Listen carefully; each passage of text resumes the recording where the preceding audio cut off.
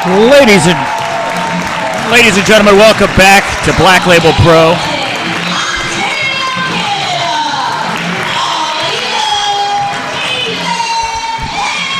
It's me, Nick Hausman, joined as always by Gregory Iron here for another night of pro wrestling action from Crown Point, Indiana, courtesy of Black Label Pro. Thanks for tuning in, and what a physical specimen we've got on our hands with All Ego Ethan Page. All Ego Ethan Page. It's not confidence, it's ego. It says so in the song. Well, he's got some stiff competition here, as this match right now has got some serious championship picture implications.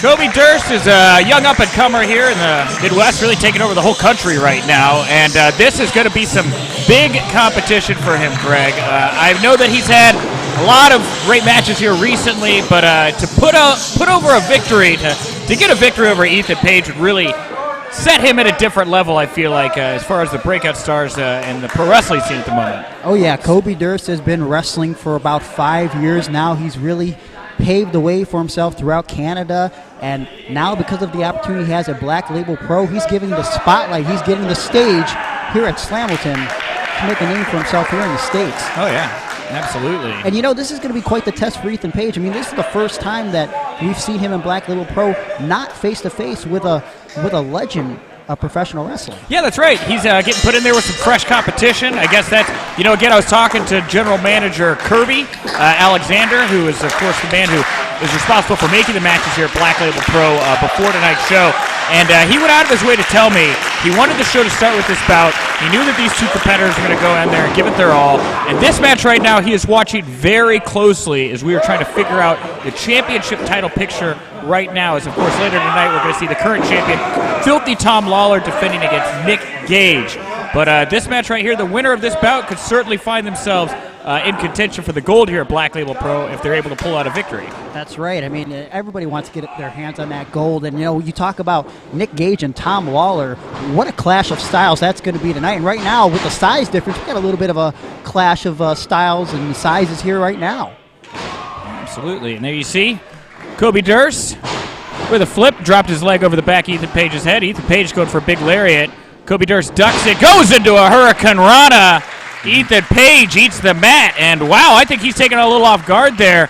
Almost like maybe Ethan Page was, not taking Kobe Durst too seriously going into this bout. Well, you'd think he wouldn't be underestimating a guy. I mean, he's been in the ring with some of the greats over the past few months of the Black Label Pro here, and Kobe Durst, he's definitely, I would say maybe a future great. I mean, he's not quite at like a Gregory Iron level, but he's got potential, the kid.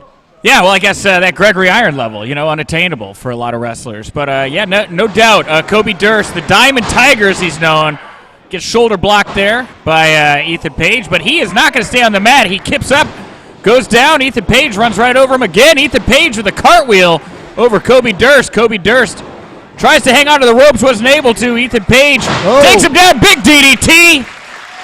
And Ethan Page now back in control of this match. How's that make you feel? Does that upset you a little bit? Because I know you got a little bit of a thing for Kobe Durst. Well, I mean, last show, of course, I was complimenting Kobe Durst, very attractive man, porcelain skin there.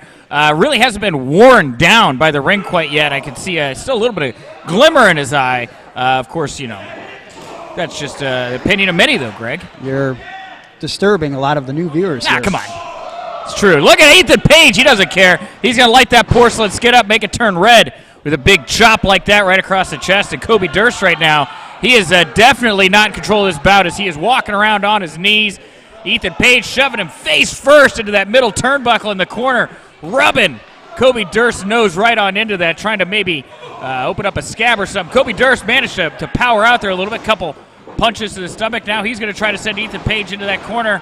No, sir, Ethan Page with some power. Look, Kobe Durst is in a world of hurt tonight. I mean, all ego Ethan Page is not going to make this easy.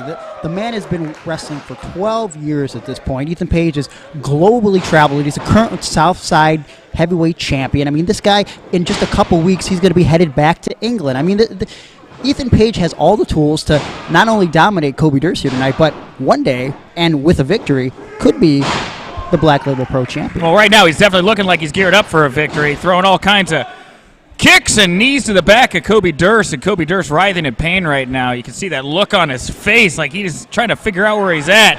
And that's the thing, is with all that experience, Ethan Page has been able to keep this match in control for the most part here, but Kobe Durst firing back with a couple of huge backhand chops of his own. What's he geared up for here? Whatever it was did not pay off, as Ethan Page with a big back elbow dropping Kobe Durst right to the mat. And again, now he's cinching in that rear chin lock and taking Kobe Durst to the ground. Now, Greg, this is a move here you see a lot in wrestling. I mean, how often does a match like, or a move like this, a reverse chin lock that, of course, Ethan Page has taken Kobe down, or Durst down to the mat, how often does that result in a victory? Well, I don't think the goal with a move like that, with a chin lock or a sleeper, is to get victorious. It's to wear your opponent down for the other plan that you have in mind. I mean, I've said it before, and I'll say it again. You control the head, you control the body. And right now, Ethan Page has got that head, but Kobe Durst making a valiant effort here with a comeback. Absolutely. Well, Ethan Page, again, he's getting a little bit of some offense here from Kobe Durst. Kobe Durst, what's he doing? Springboard off the middle rope. Double stop to the back of Ethan Page. Another kick to the back of the head there. Got a little piece of him. Now he's dropping that leg drop right across the chest of Ethan Page. Go for the pin. Came up a little short. A little ambitious there. Well, you got to admire Kobe Durst. I mean, the kid's got courage. He's a little plucky. Yeah, well, absolutely. That's the thing is, again, going for the pinfall here. Again, a nice flying drop kick he had right off the ropes. But, Greg, for you see these guys, they go for the pins so early. Is that a wise strategy? Should you spend more time working a guy like Ethan Page down? Again, you see these big elbows here and forearms from Kobe Durst to the face, but he's going for pinfalls pretty quick. Is that a wise strategy? Well, I mean, sometimes it could be a double-edged sword. I mean, the object of any match is to win, of course. But what it comes down to is sometimes, you'll notice a guy will kick out 2.5, right? I mean, you're almost giving those guys a 2 or 2.5 second breather. I mean, that's 2 seconds that's very needed for recovery sometimes. So, sorry to cut you off, Greg, but man, Ethan Page got his arms, got Kobe Durst's arms crisscrossed off the top rope, threw him back first. Variation, it's almost like a one-man superplex there as he whipped him right across, halfway across the ring. Do you need to go to console him? Do you want to run your fingers through his hair, make sure he's Kobe okay? Durst doesn't need my consolation, Greg. That's absolutely ridiculous. Kobe Durst, look at that code breaker. That's the Kobe breaker.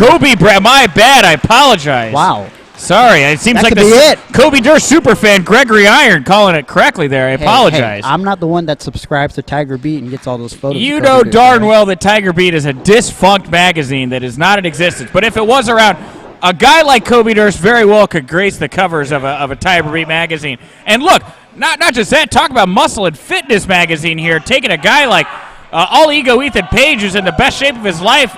Kobe Durst finally getting control of this bout here. He's trying to, it looks like, work Ethan Page maybe up to the top rope for a huge backdrop or something like that. Ethan Page is definitely a body guy. He spends hours and hours in the gym, and I mean, he's got some girth to him. I mean, the fact that Kobe was even able to get him up there is quite impressive. Absolutely, yeah. I just saw earlier today Cody Rhodes compliment. What is going on with this battle up there? Those ropes are a little shaky. Sidewalk slam off the middle turnbuckle from Ethan Page, dropping Kobe Durst right across it. Didn't even look like the top turnbuckle. Looked like that bit of metal that sits between the turnbuckle and the ring post there.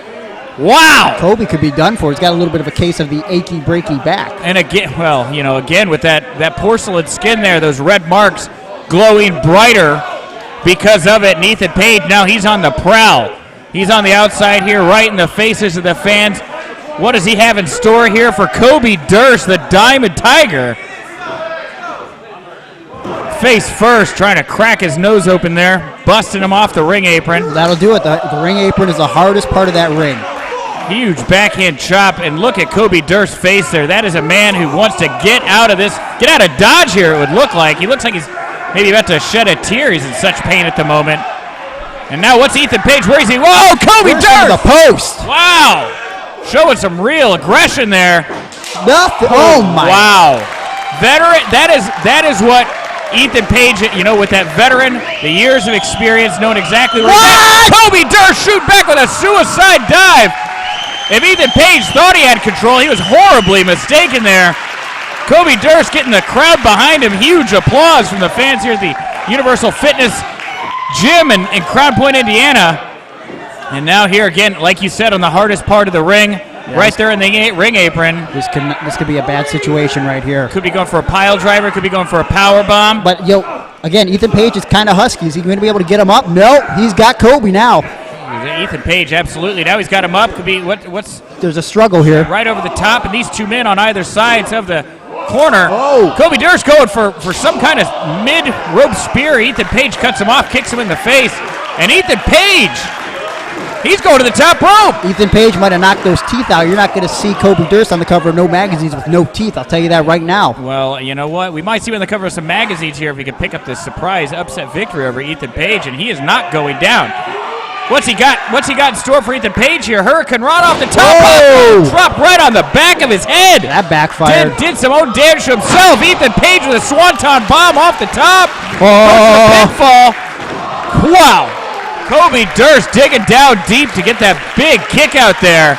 I thought for sure, Greg, you saw him drop there right on the back of his head. You start to see those stars there, and it just takes a moment. Look, Cody might not even know where he is right now. Sometimes when you kick out, when you keep going, you're just moving on instinct, but it's clear whether he realized it or not right now, Cody Durst is on a mission, and that mission is to get in a title contention for the Black Label Pro Championship. Yeah, Ethan Page is a guy who's held gold, obviously, all over the world, all over the country. Of course he wants to put more gold around his waist, but for Cody Durst, this would be a huge opportunity for him, a huge way to make a statement. Ethan Page taunting him from between the ropes. Cody Durst got a piece of him there. And he goes for that, another backbreaker type attempt. Didn't get all of it, though, but just enough. Another running drop kick. And Cody Durst going for that pinfall. Didn't quite, again, feel like that was going to be enough to keep down Ethan Page. But you never know, right? You never try, never fail, never succeed. Sure, that could be a term. It's a thing I said. I feel like Cody Durst should be on Ethan Page right now. He's making a big mistake. He's not a rookie, but it's definitely a rookie-like mistake. Oh, rough rider there from Cody Durst. The Diamond Tiger taking Ethan Page to the mat. And Ethan Page, what a rough ride, but he smoothly kicked out of that. But he's going to need to not just be kicking out and staying in this thing. Ethan Page is going to have to start mounting some offense here against Cody Durst, who's now is seemingly, maybe it's the youthfulness, maybe it's... Cody Durst has got to be wondering what the hell does he got to do to All Ego right now. All Ego Ethan Page breaks up that pile driver powerbomb attempt from Cody Durst. Cody Durst and Ethan Page now exchanging forearms and elbows to the face.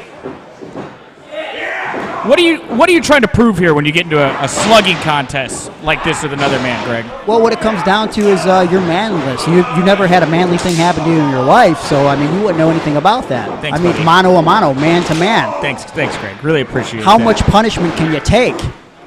Well, it looks like these two men are tired of taking punishment. One of them wants to get the heads up and stop taking it. Cody Durst right underneath the jaw of Ethan Page. How's he going to follow it up, though? Oh! Into a cradle sit-out powerbomb. I believe, that's the technical term, the cradle. Thank you. Yeah, you got it. Absolutely nailed it. Cody Durst again with another huge power move. Roll it through his head right now like a Rolodex. You see him shaking his head there. He doesn't know what to do.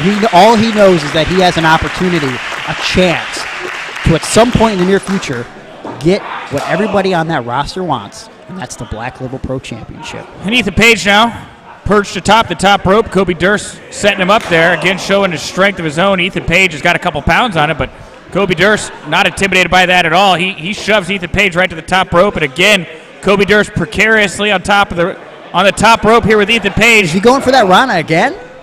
Well, that could be a bad idea. I think he wants that. Oh, no. What has Ethan Page got in store here? He's got him in the powerbomb position. I've seen him on the top rope. It's the last ride. Last ride off the top rope from Ethan Page to Cody Durst. That's got to be all she wrote it. It is. Ethan Page, take her care of business. Well, again, we said this was going to be a huge upset if it was Cody Durst coming out on top, but I guess no surprise, I should say, that the veteran, All Ego Ethan Page, able to pull it out with a big move there off the top rope, dropping Cody Durst to the mat, knocking him out for the 3 count there. Managed to get on top of him, but, you know, I got to give Cody Durst credit here. He really went in there. He tried to hang with it. Didn't just try. Did hang with Ethan Page, I would think. I know that Kirby said that this match was going to have championship picture implications. It does seem like Ethan Page is going to be the next man in line here when that opportunity arises. But is that it? Do I see a tear in your eye right now? Are you getting upset? Look, I'm sorry. I had some onions before the show. I had a little bit under my fingernail there. And look, the crowd telling Ethan Page what he wants to hear. Yes, Cody Durst has won our respect. We want to see more Cody Durst. You don't got to worry about him. He's fine. Cody Durst is okay. The crowd loves him. Absolutely. Ethan Page obviously had a great match with him. I mean, what it comes down to is, you know, if you want to go over there right now and check on him, see if he's okay, maybe. I'm not going to go check. How do we trainers for that, Greg? Come on now. All right, ladies and gentlemen, again, it's Gregory Iron here.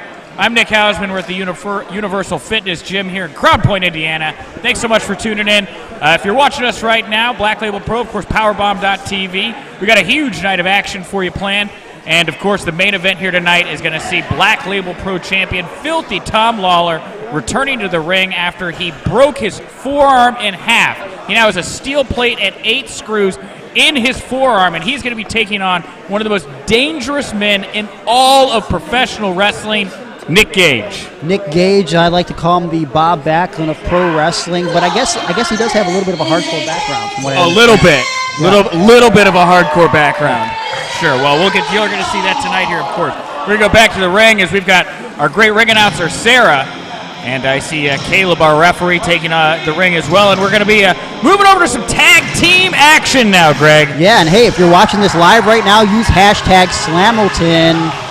Get in on the action, baby. Absolutely. Hashtag Slamilton.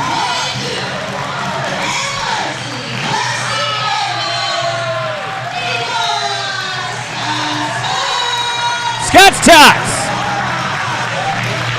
This new tandem here, Black Label Pro, as the Black Label Pro tag team picture is continuing to evolve as our tournament to crown the first champion has come to an end.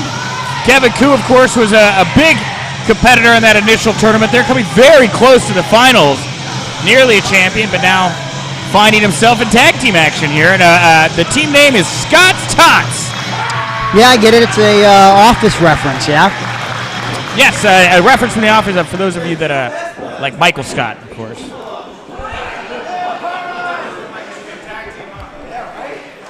And we talked about Nick Gage's hardcore background here. Here's a couple guys of their own that share hardcore backgrounds.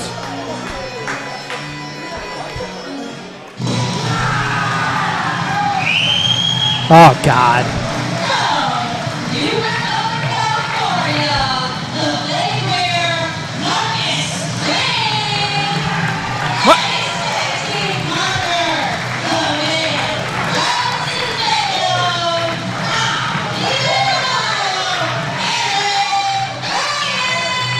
The Man Violence is made of Eric Ryan and the Orphan Crippler, Markus Crane. Oh, God. You know, I was really hoping he'd leave that knapsack on his head. It's an allusion to the Scarecrow.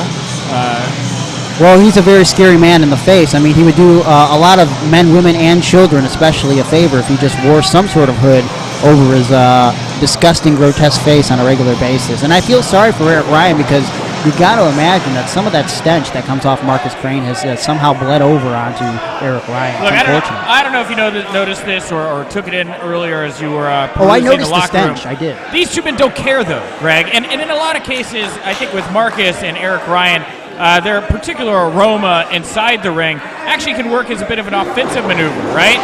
And Markus Crane tossing that police shield into Percy and getting this thing going quick. Eric Ryan with a suicide dive between the lower 2 ropes, and Markus Crane, he is taking immediate control here, and he's bouncing off the rope. Big flying knee right to the face. I know it was his knee, but I mean, having his crotch that close to Percy's face, you got to feel for the guy right now. Oh, God. Absolutely. Just disgusting.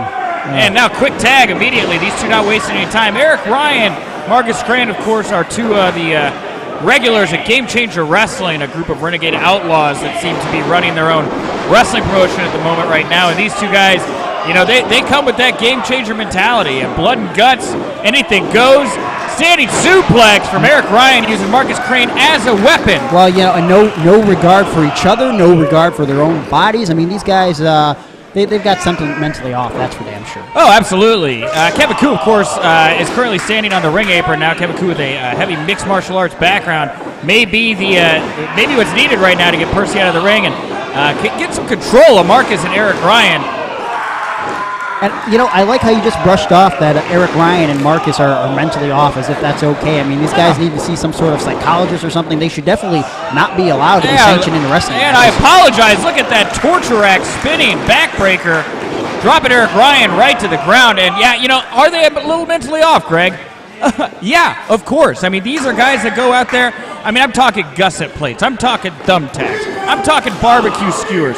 These are men that don't mind grabbing some weapons to get the job done. And in professional wrestling, Greg, I would think you would have a little appreciation for that. You know what? I don't. I would have appreciation if they started grabbing some sort of items, like maybe perhaps I'm talking shampoo, I'm talking soap, I'm talking water. You know, grab some stuff like that, for Christ's sake. Have some respect from the boys in the locker room. You know, I had to go in the back earlier. I'm walking around asking for some Axe spray, not for myself because the locker room's a stinky mess. Well, I think you're focusing on the wrong thing here right now, Greg. Yeah, well, as much as these guys may, again, bring their own specific scent to the ring, you know, it's more about what they can do inside of the ring. And look, again, Kevin Koo, like I said, in the ring right now, of the four men currently in this bout, I would say probably has the most experience in the world of fighting. Again, an extensive background in mixed martial arts, and I feel like it's going to be the deciding factor here when it comes to this team, is as far as being able to just slow these guys down. You know,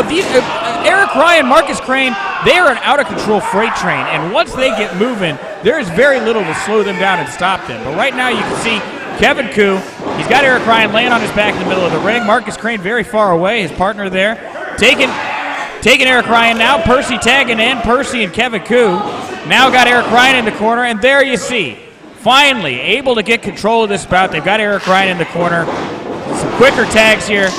Snapmare takeover from Percy. Diving crossbody from the sitting position.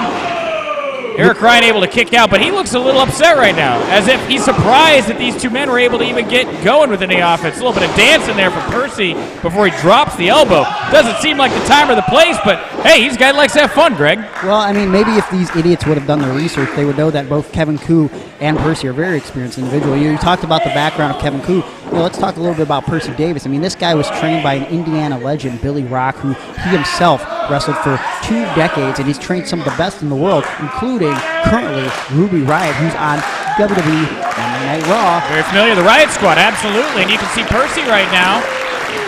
He's not showboating. He's just trying to get down and dirty, trying to get the job done. And Eric Ryan, he's upset. Eric Ryan is, I thought he was going to have a chance there, battling out of the corners. He went back and forth between Kevin and Percy, but now a quick kick to the gut from Percy Davis. You see Eric Ryan with his neck across that second rope as Kevin Koo picks him up. And what do these two have in store? He picks him up, and Percy Davis with a big punch right to the side of the face of Eric Ryan. That downward velocity from the height that Kevin Koo got on Eric Ryan just makes that punch all the more effective, but still not enough, as Eric Ryan was able to kick out of that. And Kevin Koo, he's the one, the frustration, the tides are turning, and Markus Crane has not been in this bout here for several minutes over in that corner, and he is able to grab Eric Ryan, stop him from whatever attack that Kevin Koo had in mind. Oh, and wow, that was some wonderful teamwork there from Eric Ryan. That's not legal. That's not legal. Ref, just throw this match out. I feel like that had to be legal. Wait, did that count? That's a tag? Of course. Well, you know, he touched Markus Crane there on the ring apron. Markus Crane, of course, delivered that cutter after Eric Ryan tried to drop Kevin Koo right across the top rope there. Okay, he hit a thumbtack under his foot and brought it into the ring. One thumbtack. Hey, idiot ref, throw this match out right now. What is he doing? Oh! You know, that's the thing is, Greg, when you have a whole bunch of thumbtacks, sometimes you can evenly distribute your weight across all the thumbtacks. He just put one thumbtack down. Markus Crane put one thumbtack down in the middle of the ring. drop Kevin Ku's back right across that, and you feel all that pain in one central spot. I can't believe you're defending the actions of these inbred hill jacks. I'm just trying to explain the methodology here. What are these two men thinking as they're delivering this punishment? They're not thinking. Obviously, there's got to be a method to the mayhem here. They don't think. I mean, look at Marcus Crane's hairstyle and clothing. Look at Eric Ryan's balding freakazoid head. How can you say these two can't think? There was some phenomenal teamwork there. They've got hidden weapons. They're working together. Referee Caleb there trying to keep the action under control here. Of course, trying to at the same time give the fans what they want from this bout. Oh, my God. You make me sick. Freaking Eric Ryan and Marcus Crane going to their rinky-dink basement tattoo parties, getting those Mickey Mouse tattoos on their body. What is Marcus doing here? He's going to the bottom of the shoe. Does he have another thumbtack? He's probably got some dog crap on the bottom, too. It looks like he's got a couple thumbtacks now here. He's got maybe 2 or 3 thumbtacks in the ring, and he's going to try to drop Kevin Ku on those now. Oh, side suplex. On top of the sun, you can look at Marcus Crane's pants there. Blood on the back of his pants. Yeah, you know what? I was just about to say, you got to feel for these guys. They're probably going to... He's got him in the camel clutch position, taking one of those thumbtacks right to the forehead of Kevin Ku. I got to imagine trying to draw blood there, hoping it would leak down into the eyes of Kevin, maybe blind him a little bit, continue to give Eric and Marcus a little bit of an advantage here. I just wonder not what, but how many different kinds of infections and diseases are Kevin Ku and Percy Davis going to walk away with from this match. Oh, get a big bicycle kick there from Eric Ryan. Because, I mean, we all know the Indiana Commission's a joke here. I mean, there wasn't any blood test or anything. Come on. Eric Ryan diving with a big diving off the ring apron there to Kevin Ku, who was laid out on the outside. Now back into the action in the ring. Marcus Crane was going for a lariat on Percy Davis. Percy Davis with the pounce, cutting him off at the pass. Marcus Crane now crawling around, and Percy Davis, wherever dancing he had going earlier, the song has stopped, and he is never mind. He must have heard that beat drop in his head. You ain't going to see no dance moves from that from Billy Rock, I'll tell you that right now.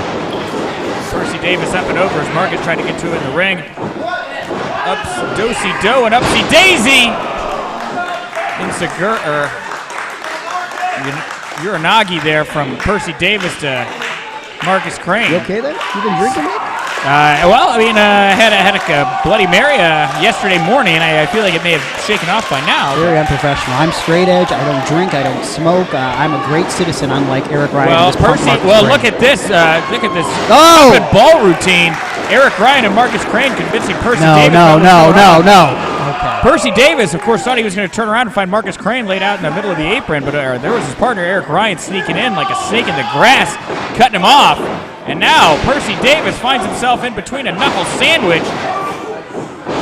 This is very illegal, ref. One in, one out. Get one of these guys out of here. And Eric Ryan and Marcus Crane passing back and forth like a football with their fists, and Marcus Crane with a full Nelson suplex. Dropping Percy right across the back of his head. Okay. Kevin Ku managing to find the energy, roll in the ring, cut that off, and give him and Percy another chance at victory here. Kevin Ku probably the freshest man in this bout here as he's been laying on the outside, catching his breath following a huge elbow drop. And now Marcus Crane finds himself to meet in the middle of a sandwich. And oh, wow, Kevin Ku. Right on the knees. Gut-wrench powerbomb into the back of his knees. Count him out. Okay. Marcus Crane finding the strength fight. Marcus Crane, whatever diseases and smells and tastes, you make of that guy, when it all comes together to a guy that is very difficult to beat, Greg. He's an idiot. This man punctured his lung, only took a couple weeks away from the ring and was back at it. I mean, this guy he's got no sense about him. You say that, but Percy Davis and Kevin Ku having a bit of a miscommunication there in the corner. Marcus Crane got Percy tied up in a trio. Whoa, Eric Ryan with a sit-up. Whoa! The top rope. Marcus Crane hit that sunset powerbomb into the lower turnbuckle. Double underhook from Eric Ryan into the powerbomb. And there it is. All she wrote. Eric Ryan and Marcus Crane, General Order 24. Brand new tag team on the scene here in Black Label Pro, managing to pull out the victory over Scott's Tots, Kevin Ku, Percy Davis. I'm revolted. I'm sickened. And the crowd here in attendance, they're very much happy to see Marcus and Eric, I guess, pick up the victory here. And it looks like Marcus and Eric very happy as well. Should point out that Marcus Crane is going to be challenging Nick Gage for the GCW Game Changer Wrestling Championship May 11th in Chicago, Illinois. I mean, he's a main event player there, and a victory here. Him and Eric Ryan, obviously standouts in the tag division now at Black Label Pro, but either of these men capable of anything, any situation, any kind of match, and Markus Crane picking up his police shield and getting out of here. Probably time to have a cocktail, I would guess, for Markus Crane and Eric Ryan. These not two guys you want to get caught at the bar. Yeah, you know what? Drinking with. Very upset that they won. And I got to be honest with you, Nick. I hope on the way home tonight, something really terrible happens to them. That's awful, Greg. Why would you wish? What are you trying to say? You hope somebody runs them man. off the road? I mean, whatever happens. You hope they pick a hitchhiker that turns out to be the Jeffrey Dahmer type or something like that? You know all about that. Wait, whoa! What's going on here? What do we have going on here? Percy Davidson. No, I've seen these guys. This is. Oh, I know. This exactly. is the production. This is the production. They're here. We've been seeing vignettes for weeks online of the production claiming they're going to make their debut, and here they are. They have set the stage. They are here at Slamilton. They saw the spotlight from the red carpet that is Slamilton, and they were drawn like flies to the light.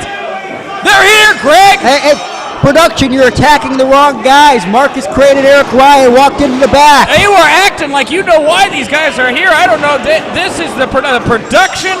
They are out of Cleveland, and they have been tearing it up there. You got a director, a lead man, a grip, a center. This is the whole package. These guys, they are an ensemble of violence. They are here to write a new story in Black Label Pro, and let's wait. They've got the microphone. I will.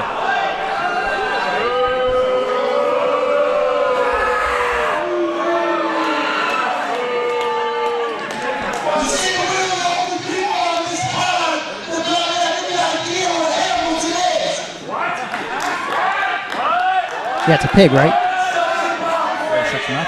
What? You see, we are kings of the silver screen, legends of the border, and masterminds behind that camera,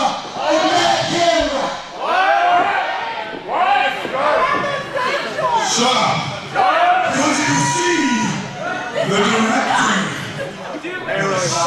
and the new lead have all put you on notice, and you have all been in the room where it happened, because we are not throwing away our shots. It's simple. The entire world is going to know our name. What's your name? We are the production. A smattering of applause here from the audience. I guess this is the opening night of a play, and it's a play nobody was expected to see. I guess this is kind of like being out in Central Park and you're having a nice steak dinner, and all of a sudden, boom, Shakespeare's going on right next to you, but it's not just Shakespeare. I mean, it's violent Shakespeare you got going on right next to you. Greg, I know that you're very familiar with the production. Tell me a little bit more about these guys. To be or not to be the future of Black Label Pro? That is the question. That is a little, Just nobler in the mind. Yes. Do you know the play that's from? Here's what I know about the production. Wonderful. These guys are losers and don't even belong. Trained by guys like Ricochet Page, Johnny Gargano. Two of the greatest, the finest to come out of Ohio. And that alone says it all. These guys, multi-talented, multifaceted in the ring. I'm very interested to see what they bring to the table, what their intentions here at Black Label Pro. Absolutely. Again, we've been seeing vignettes running over on the Black Label Pro Facebook page, over on the Twitter page. Be sure to follow that stuff, guys, because you never know what's going to be coming up here, and you want to be in the know. And, of course, the production is here. And like you said, what a pedigree they've got. And we got more action coming up right now. I don't know what's going to be happening here tonight. Maybe the production will be back. Maybe they're not done. Maybe there's going to be a 3-act play here tonight. Who knows? I know they weren't my format sheet, that's for sure. By the way, to be or not to be is Ham. Ham. I knew that.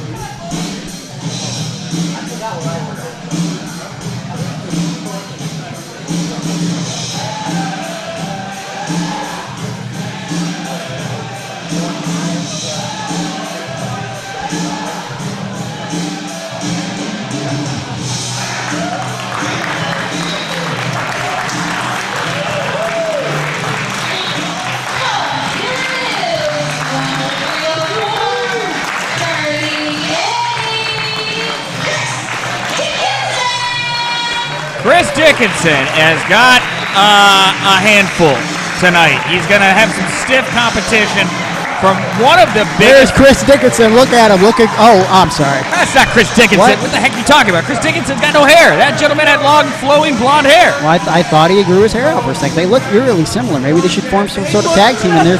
What? Mike, what are you talking about, Greg? I looked down for 1 second. I look up and I saw what I believe was Chris Dickinson. I apologize. I made a mistake, okay? I'm man enough to admit it. Like, I made a mistake, deciding to do commentary with you on a regular. Come on, Greg, come on. I think that Chris Dickinson's the one that's made the mistake here tonight. He has accepted a match, I think, where he has bitten off more than he could chew. And I cannot wait to see his opponent come through the apron right now, because I really just enjoy getting to watch him in action, getting to watch him pull it all out. And, Chris Dickinson, I mean, what a wonderful performer. All Black Label Pro performers, all Black Label Pro athletes, top of their game. But again, Greg, I don't know if he's prepared for what is about to walk through the black and red apron, or black and red curtains there in the back. You are all over the place tonight. Right. I'm just saying. Name of the curtains, colors. I don't know what you're on, what you've been drinking. Pure water. I don't know. I think you're violating the wellness policy here at Black Label. I'm going to check into that. I'm going to let Mikey know.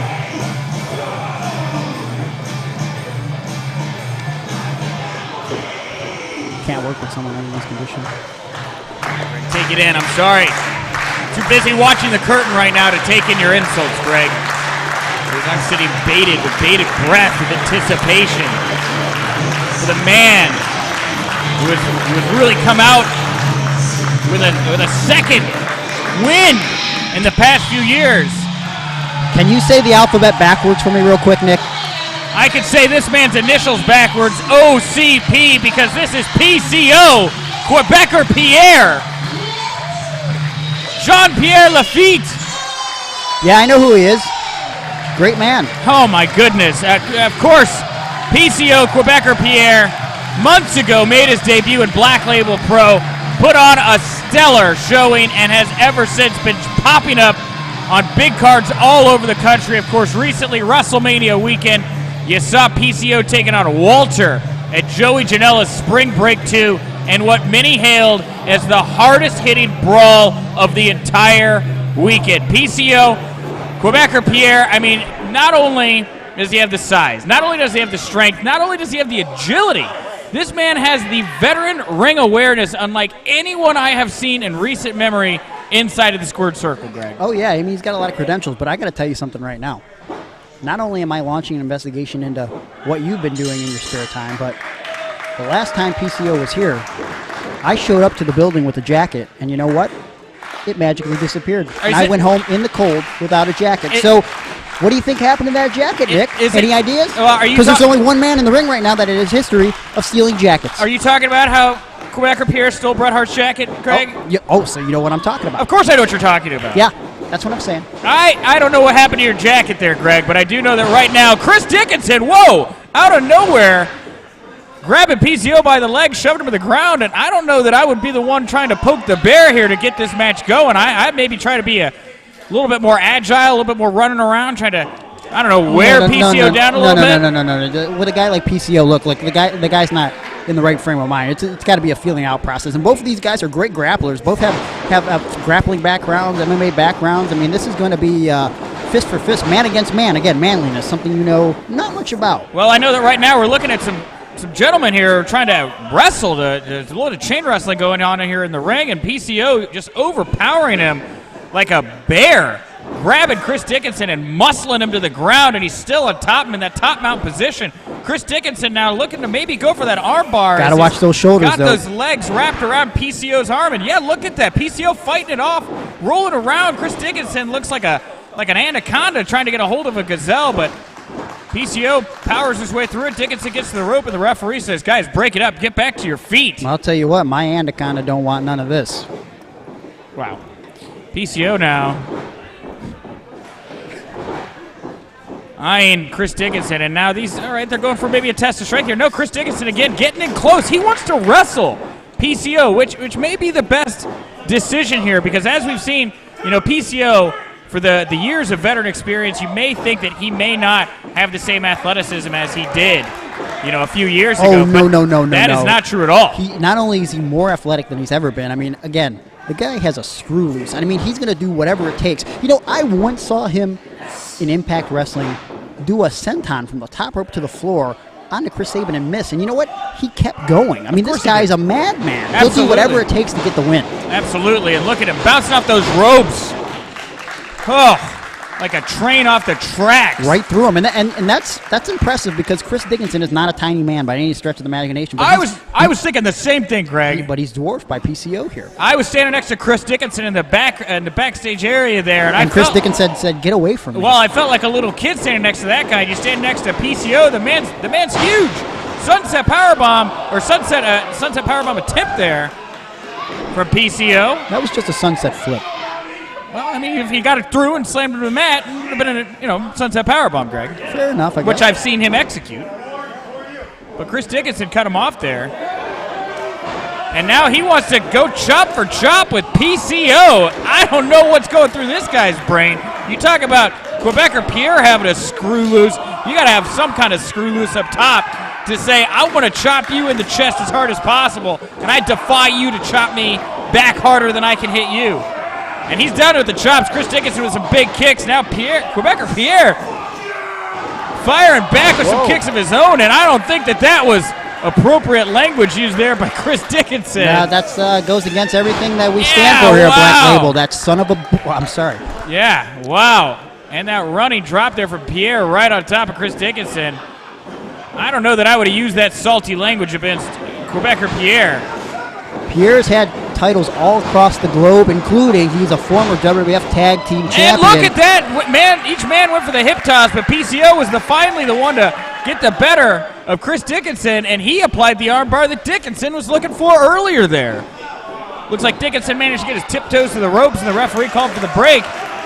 But Quebecer Pierre, the damage was done. You could see Chris Dickinson writhing on the outside there, clutching his arm. Quebecer Pierre doing a war dance here, psyching himself up. Looked like he was going to go for a plancha to the outside. I think he was going for a plancha there, but Dickinson slid in and stopped him there. Dickinson gets dropped neck first right across the top rope by Quebecer Pierre, who was standing on the ring apron, and now he's laid out in the middle of the ring, and PCO, he's going to go. He's going to go to the top rope right now. Don't act like you're shocked. Hey, look, this guy will do whatever it takes to get a win. He's a high flyer. What is Dickinson doing here? He's got PCO by the throat with one hand, and now he's got him up in the gorilla press position. Whoa!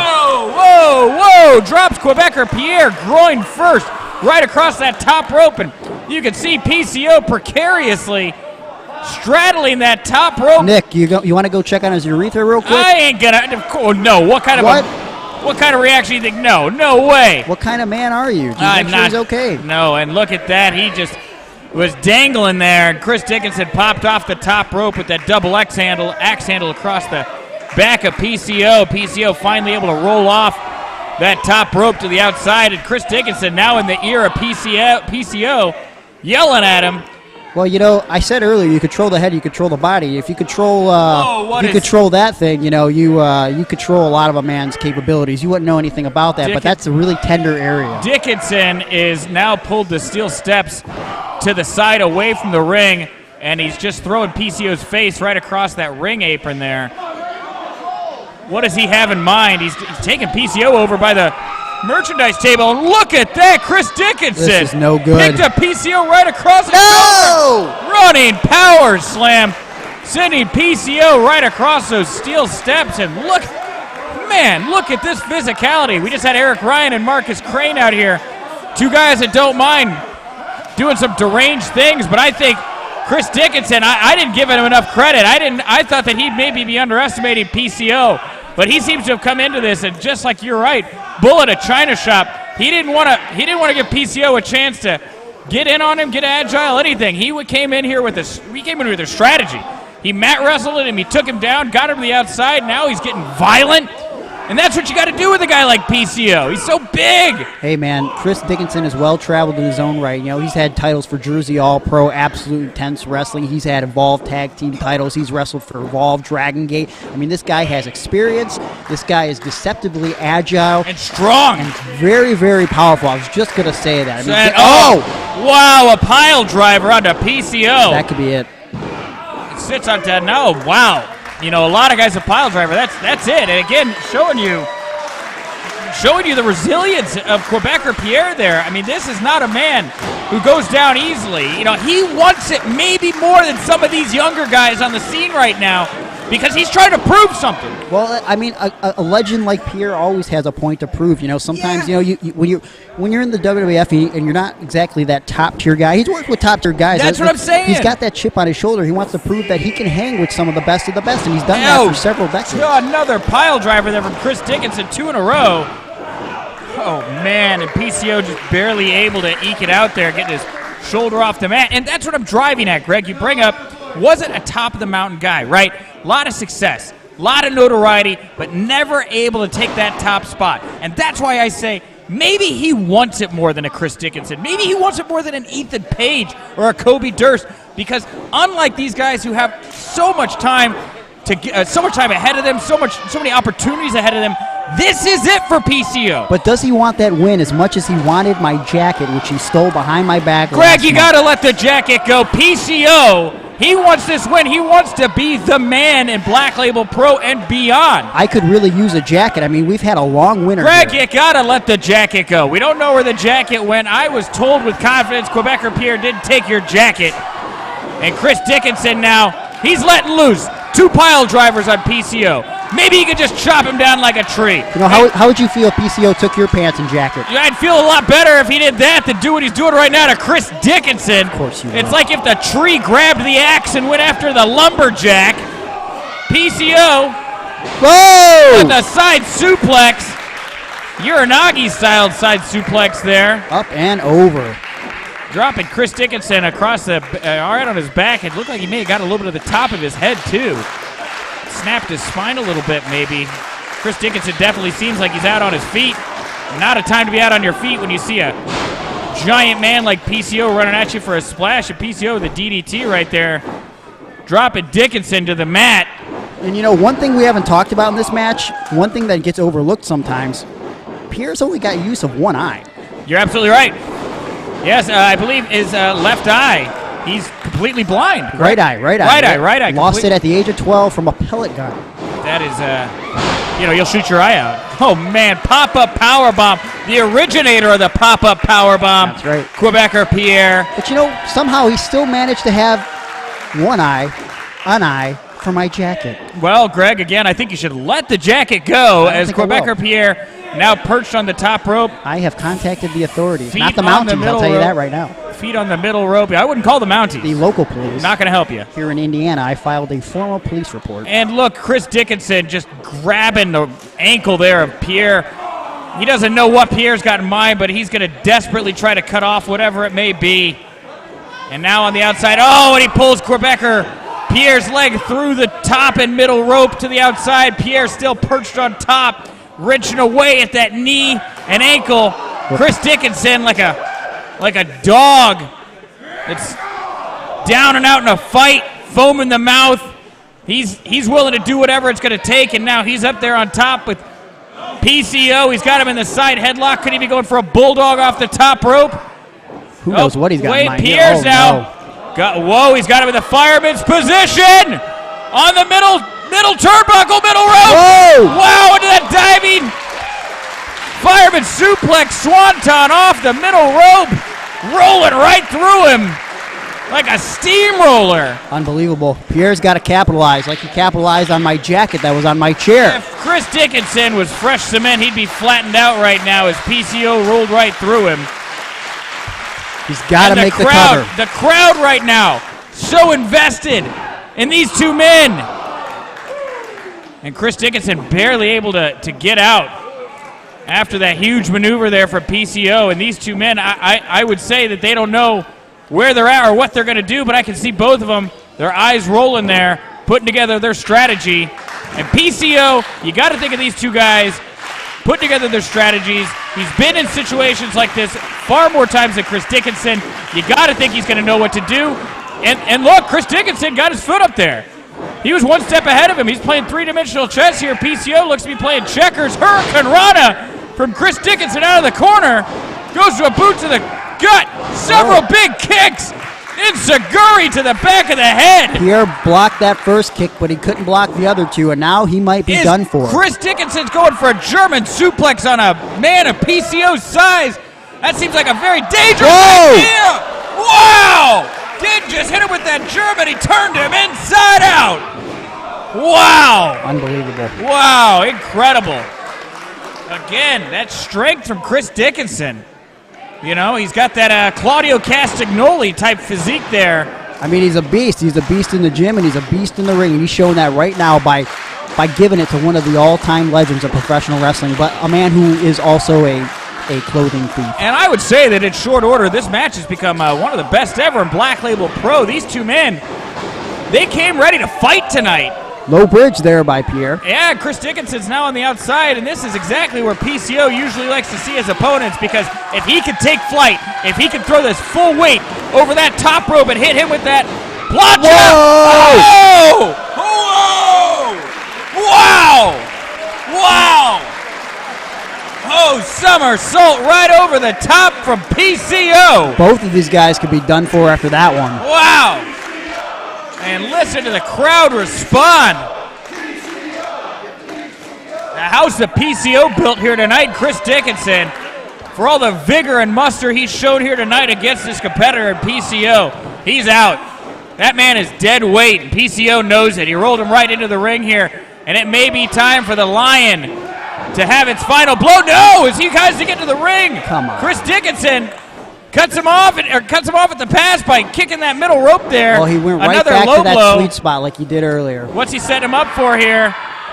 Stalling suplex brainbuster. That's it. No! Wow. Are you kidding me? Are you? These two men, we could be here all night, Greg.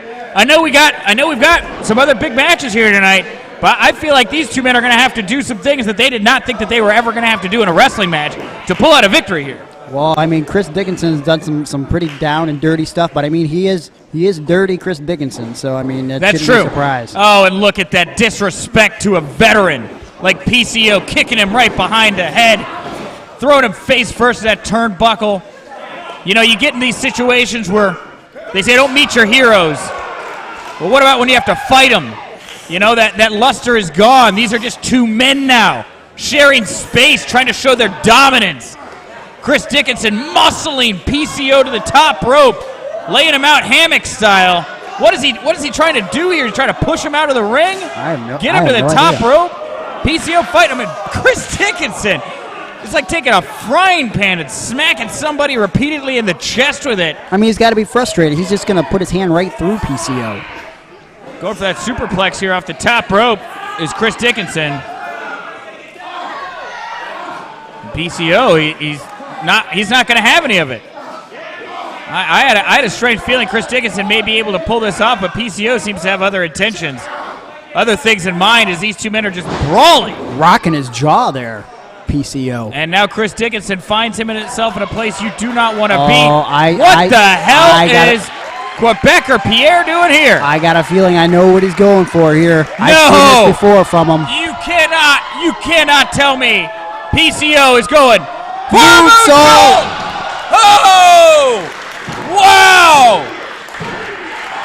And just like that, the body of PCO comes raining down from the sky on top of Chris Dickinson, and the gravy train here at Black Label Pro of classic bouts from PCO and big victories, all the same. Continuing on that again, Greg. Wow, of all the bouts we've had the privilege to call here at Black Label Pro, I have to say that's got to be one of the finest I've seen here. What a brutal contest. Both men just beating each other, taking some risks, some high-flying risks. I mean, anything and everything you could possibly expect from a pro wrestling contest, you got it right here tonight between Quebecer Pierre PCO and Chris Dickinson. Man, 3 big matches here already tonight, 3 blowaway bouts. You gotta wonder what is still to come here as we work towards the big Black Label Pro Championship match between Filthy Tom Lawlor and Nick Gage. And look at this, Quebec, what's he doing? Greg hit himself. The match is over. He's not all there. He's not all there. You know what? He's got the victory, and he's leaving Chris Dickinson out in the cold. Maybe he can do something like, I don't know, donate a jacket. What do you, Greg? You gotta let. I'm pretty sure. I'm not letting it go. I don't think Quebec Pierre took your jacket. I don't think PCO took your jacket. I'm gonna just say it. I think you need to let it go. I tell you what. Like I said, I filed a police report, and I crossed the T's, and I dotted the I's. Pierre, I dotted the I's. What is Chris? Oh, look at this. Chris Dickinson, now dirty Chris Dickinson. After having to use some dirty tactics to try to beat this man, showing an immense amount of respect. This is exactly what Black Label Pro is all about here. I do appreciate bringing some of the finest competitors from around the planet right here to prove to one another that they are the best, that they can go at a very high level. And this is a hard loss for Chris Dickinson. Again, this is a guy that is probably going to have a lot of opportunities ahead of him, and he learned a lesson here tonight from a veteran.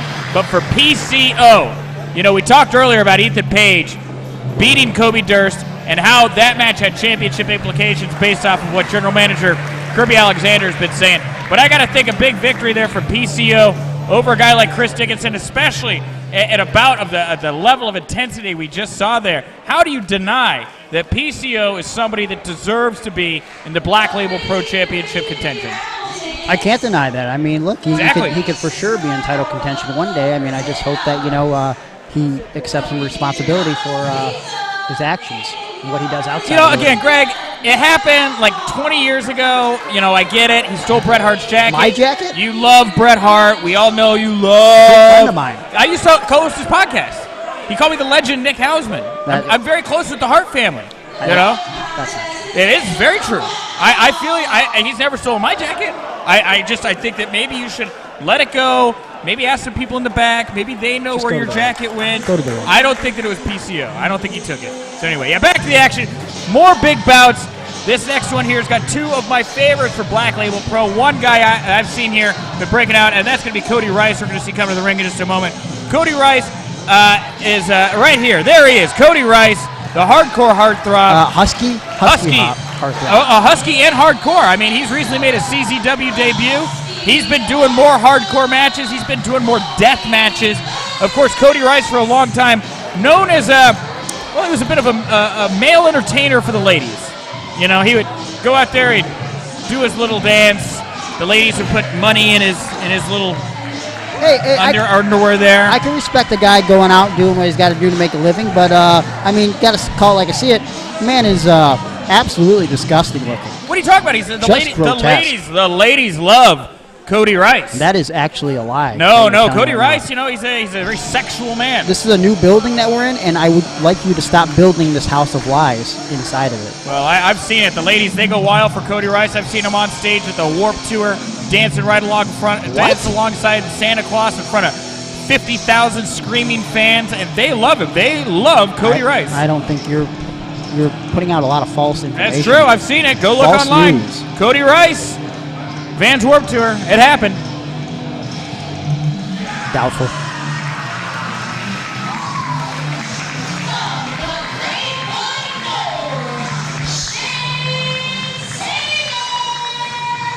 And Shane Sabre, the swashbuckler. Living that pirate lifestyle. Yeah, Shane Sabre here has also been a guy making his name here in Black Label Pro. Has had ups and downs, of course, but he is a pirate looking to conquest Black Label Pro, and he'd like to take some gold here and put it in his pirate chest. Drinking, it looks like whiskey before the match. Oh, I'm sure you love that drinking before a show, don't you, Nick? Huh? I don't drink whiskey. No hard liquor for me. I'll have maybe a Bloody Mary or margarita every now and then. But craft beer is the way to go. So unprofessional. I'll have a nice Three Floyds Revolution Brewery, something like that. But unbelievable. I don't drink whiskey, Greg, because when I drink whiskey, it makes me irritable. It brings out bad Nick. When I drink whiskey. But if you're in a wrestling bout and you know that it's going to bring out that edge in you, that darker side, that more extreme side. Maybe it's not the worst idea. I just worry, if you're going out there, you're taking a few drinks, and a guy like Cody Rice gets his hands on you, I feel like you could very easily fall on the back of your head or something like that. Oh, look, here we go. Give the ladies what they're looking for, Cody Rice. Yeah, that's not what they're looking for. I hear a heck of a lot of applause in the arena right now, Greg. I don't hear many boos. That's called patronizing. No. Look at that. Shane Saber's going to be physically ill. That's just sad. The demos of the world are changing, Greg. Listen, let me ask you something, Nick. Hypothetically. Okay. You have an app on your phone. Sure, I love apps. It's called Bumble. Oh, God. We're going back down to Bumble? Greg, look. You're a woman. You have very womanly-like qualities. You're swiping through. Greg. Do you swipe left or right on Cody Rice? Look at Cody Rice there. I just got to point out, and first of all, every woman swipes right on Cody Rice, but his chest hair has been shaved into a heart. I can't even look at that. I think I see an outline, and I'm just, oh, God. Well, it's like baby oil he rubbed on his chest, right? He rubbed some baby oil on his chest, and he put it in his knee pad there. Now, baby oil. Shane Sabre tried to get his whole hands on him, and he slipped right off. This idiot putting bay oil during the match, that shouldn't even be legal. But I mean, it is legal here at Black Label Pro, first of all, Greg. And, why don't you do more of this? Why don't you do more of what Cody Rice does? I think you're working too hard. Stop working out and let myself go? Become morbidly obese and disgusting? I think your protege, Johnny Gargano, has gotten in your head and has made you think you need to do more than you do. Look at Cody Rice here. He's out there. He's having a good time. The fans love him. He's living his best life right now. Yeah. Hey, listen, quick shout-out to a big fan of my commentary, Mike Stocks19 on Twitter. He's been talking a lot about how he loves my Bumble commentary, and I just want to say big shout-out to you, bro, man. Hope you're doing well, and I know that you would swipe right. Look, swipe Cody left. Rice. Swipe right. Come on. Swipe left. Swipe right. It looks like Shane Sabre is trying to decide. Swipe left. Swipe right. I think he's just going to let himself tire out. Oh, wow, yes. Cody Rice is losing momentum here. And it's almost like he got into a trance there. Well, this would actually mark the first time that Cody has attempted something called, you might not know anything about this either, exercise. Well, look at him. He seems a bit winded here after all that running. A bit? Wait, here we go. He's picking up momentum again, and I got to think that the mentality here is that if you're a man of that size and you're creating that much momentum, you should wear a shirt. And you're covered in baby oil, I mean, that is just very difficult to get your hands on. It makes it tough for Shane Sabre, I would think. But look, Cody Rice here after all that run around, he's calling for a timeout, which does exist, and you're an insiguri there. Thank you, from Shane Sabre here, the swashbuckler. Now that all the games are done and over with, hopefully Shane Sabre can make some quick work of Mr. Rice here, okay? Well, Cody Rice, again, like I said, he has been making waves right now. He is no slouch. He has found his darker side. He is not scared to do things that he would have not done in the past. And Shane Sabre really not enjoying the baby oil, trying to rub it now off on the ref. Oh, and Cody Rice. Someone get that. He has got that baby oil bottle in his hand. Shane, be careful. Be careful, Shane. Oh, and Shane Sabre. Cody Rice took his eyes off the bottle. Oh, God, no. No. Okay, going is out. Oh, and now Shane Sabre tried to spray the baby oil in Cody Rice's face. Jesus. Cody Rice got it, sprayed his chest out again. And Shane Sabre on the outside, grabbing Cody Rice by the ankles, pulling him out there. Pulled him right out. Oh, Shane Sabre's a very strong man, Greg. I'm not saying that he's not. But, I mean, a guy like, Cody Rice. Listen to the sound of that. Again, it's easy to say, he's a big guy, he's a goof, he's a male dancer. Yep, that's where it ends. He's a big guy, he's a goof, and he's a male dancer. You've described him perfectly, nothing else to say. Also, you forgot to mention disgusting, and I'm sure he has beard crust. You take all of that, mass right there, and you put all of that energy behind your hand. You take all that mass and you put it underneath a shirt. There you go. Cody Rice trying to get back into the ring, making eye contact with what I'm guessing was a very attractive woman in the front row. There you go. Pin him. Shane Sabre kicking that middle rope there, shoving it right into the groin of Cody Rice. And Cody Rice now finally on the ground, and Shane Sabre able to start to piece together some offense. Dropping that elbow right across the back of the head on Cody Rice, and now drilling that boot right across the gullet, right across the throat of Cody Rice. Cody Rice Now visibly in pain. Was it on the throat? It looked like it was on the third or fourth chin. Well, I think that's legal. That's cruel, first of all. What? And you can see his throat, Cody Rice's throat. Come on, you can't see his throat. Dangling right across that middle rope there. All right, Cody Rice powered out with some uppercuts. And Shane Sabre continuing to try to stay on top of him here. Keep control of this bout. Cody Rice able to shoot it back off, and now you're in a position to go for that sunset. Come on, Shane. Pinfall attempt. Cody Rice right on top of Shane Sabre. Doing his dance. Oh! Went for that avalanche drop. But Shane Sabre was able to get out of it, running knee right to the face, and now he's got to follow up. Easy way to break your nose, lacerate your forehead, hell, even blow out an eardrum, depending on the way that knee can land on you. You know, I'm going to have to talk to management about that. I'm going to have to talk to Kirby because, we go with this whole, use of nice language. Nice clothesline there by Shane. Follow up and finish this freaking... Well, huge flying clothesline from Shane Sabre there right off the We talk about the language on this show, right? Yet somehow Kirby allows this moron to walk around topless. Cody Rice? Yeah. He's a wrestler. But I'm talking about Shane Sabre, who's in incredible shape. Oh, Shane Sabre's very physically gifted. Well, would I be talking about him? Well, no. He's got a great beard. He's got great hair. Okay. Great out. I love his gear. Great gear. Simple, but it accentuates his positives, hides his negatives. While on the other hand, Cody Rice-A-Roni, not the Crown Point, Indiana treat. I'll tell you that right now. He's a piece of garbage, a piece of crap, and I hate him. Well, obviously you're not showing the respect that Cody Rice deserves. Cody Rice is a fan favorite. Cody Rice has proved himself repeatedly over and over and over again the past few years. He's been put in high-pressure situations. He's constantly been able to step up. High blood pressure situations. Well, look, we have medics on hand here. We're not going to send Cody Rice out into a situation where he's going to be a danger to himself or the people around him. And look, a guy with high blood pressure is not able to move around like that. Not since guys like Bam Bam Bigelow have you seen a man of this size be able to move with that kind of an agility. I'm not saying he's not agile. And look at that huge high kick there from Cody Rice. You can't get your foot up that high, Greg. What? And look, Hurricane Rana, Greg. I'm saying. Mildly impressive. However, I saw a lot of jiggling, and I don't like that. Look, it's more mass. It's more cushion for pushing people around, and that is exactly what Cody Rice is doing here. He's throwing his weight around, Greg. Okay. And that's what you got to do. You got to accent your strengths. You got to make your weaknesses strengths. A lot of guys would say a physique like that, maybe it's going to hold you back. Not Cody Rice. Cody Rice has embraced who he is. He's found a way to make it work for him. Absolutely. And he's found a way to make it work for him, and he's taunting Shane Sabre now, telling him to get up. Got Shane's looked to put Shane up over his shoulder, but Shane was able to sneak out over the top, and Shane, another knee right to the face. There you go. Coming out of the corner, Shane Sabre tries to jump off the middle turnbuckle, but Cody able to get out of the way. Got him. Went for the kick to the flatliner. Baby flatliner there. That's it. Count it out. 1, 2, 3. Ring the bell. That's it. Oh, what? No, look, again, Cody Rice is not the man that he was even just a few years ago.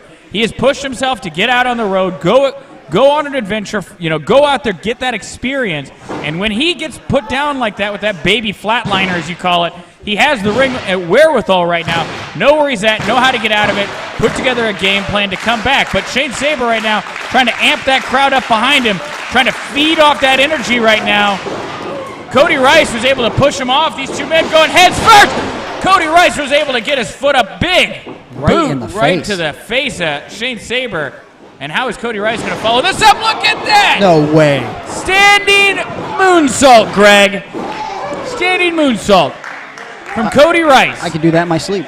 Oh, great. Well, you're not. I'll do it right now. You're not the I'll same. do it right now. You're not the same size as Cody Rice. Again, and I never will be. But it hurts more when a guy of that scope lands on top of you and hits a moonsault. Oh, I know, but I would never let myself go like that. Well, that's why your moonsaults will never hurt as much as Cody Rice's, Greg. I have a lot of strength and energy. You got to hit 5 moonsaults to hit the power Avalanche of one Cody Rice moonsault. Absolutely. Come on, Shane. You could do that. Oh, is what he going the heck? What's he going for, a cannonball? Here's he goes. Oh! He was looking to do a flying butt bump into the corner, it looked like. He might be out on his feet here. Yeah, wait, Shane Sabre coming in here, schoolboy, pulling on the trunks. No, he's not. Yay! And look, Shane Sabre, the pirate, Go figure, a pirate. Doing anything he can to get the victory. You know, that's a pirate's life for him, I guess. I didn't see anything. Thankfully, my monitor went out. Well, I hope you're proud of Shane Sabre. All those muscles, that great physique. He still had to cheat to beat a guy like Cody Rice. I'm embarrassed that he got away with it. I wish the referee had seen it. Of course, the referee was out of position. Not entirely his fault, but it is absolutely Shane Sabre's fault for thinking he had to go to such depths to pick up a victory over an amazing athlete like Cody Rice, who again came out here tonight ready to put it all on the line, continue his growth, to continue to make his name in Black Label Pro, and Cody Rice, he got cheated there, Greg. Well, you know what they say, in the words of Cody Rice, win if you can, lose if you must, but always eat. Well, this next bout we got coming up here features a huge name, Simon Grimm, of course, known in the past as a tag team specialist, but now out on his own right now, defining himself as a singles competitor. We are going to have a huge bout here with him, and he's taking on Fred Yehi. Now, Fred Yehi. Yehi! What? Does it make you? Do you enjoy saying it like that? He's got a cowboy thing going on, right? No, that's not what he does. No, Fred Yehi, not a cowboy. No, aerial assault artist. Oh, I had him confused. More of his issue there. But yeah, of course, Simon Grimm, formerly WWE superstar, member of the Vaudevillains, if you remember that duo there. But he's coming out here tonight, and he's recently been making waves. He's been in Ring of Honor and a couple other huge promotions. And, you know, we look at this card, we look at the amount of names that have shown up here tonight, guys like Ethan Page, PCO. What's wrong with his face? And now Fred Yehi here.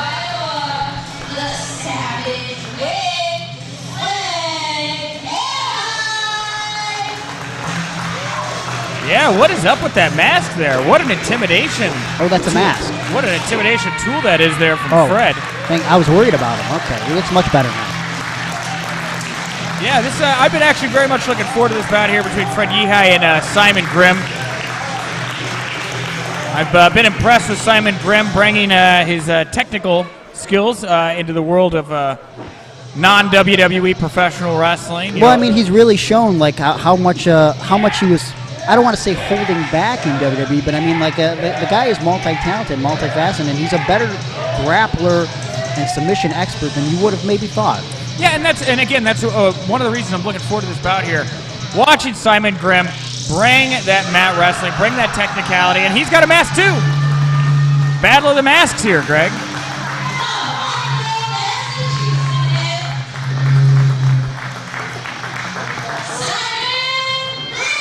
Oh, he's got a glowing eyeball, a bit of a bionic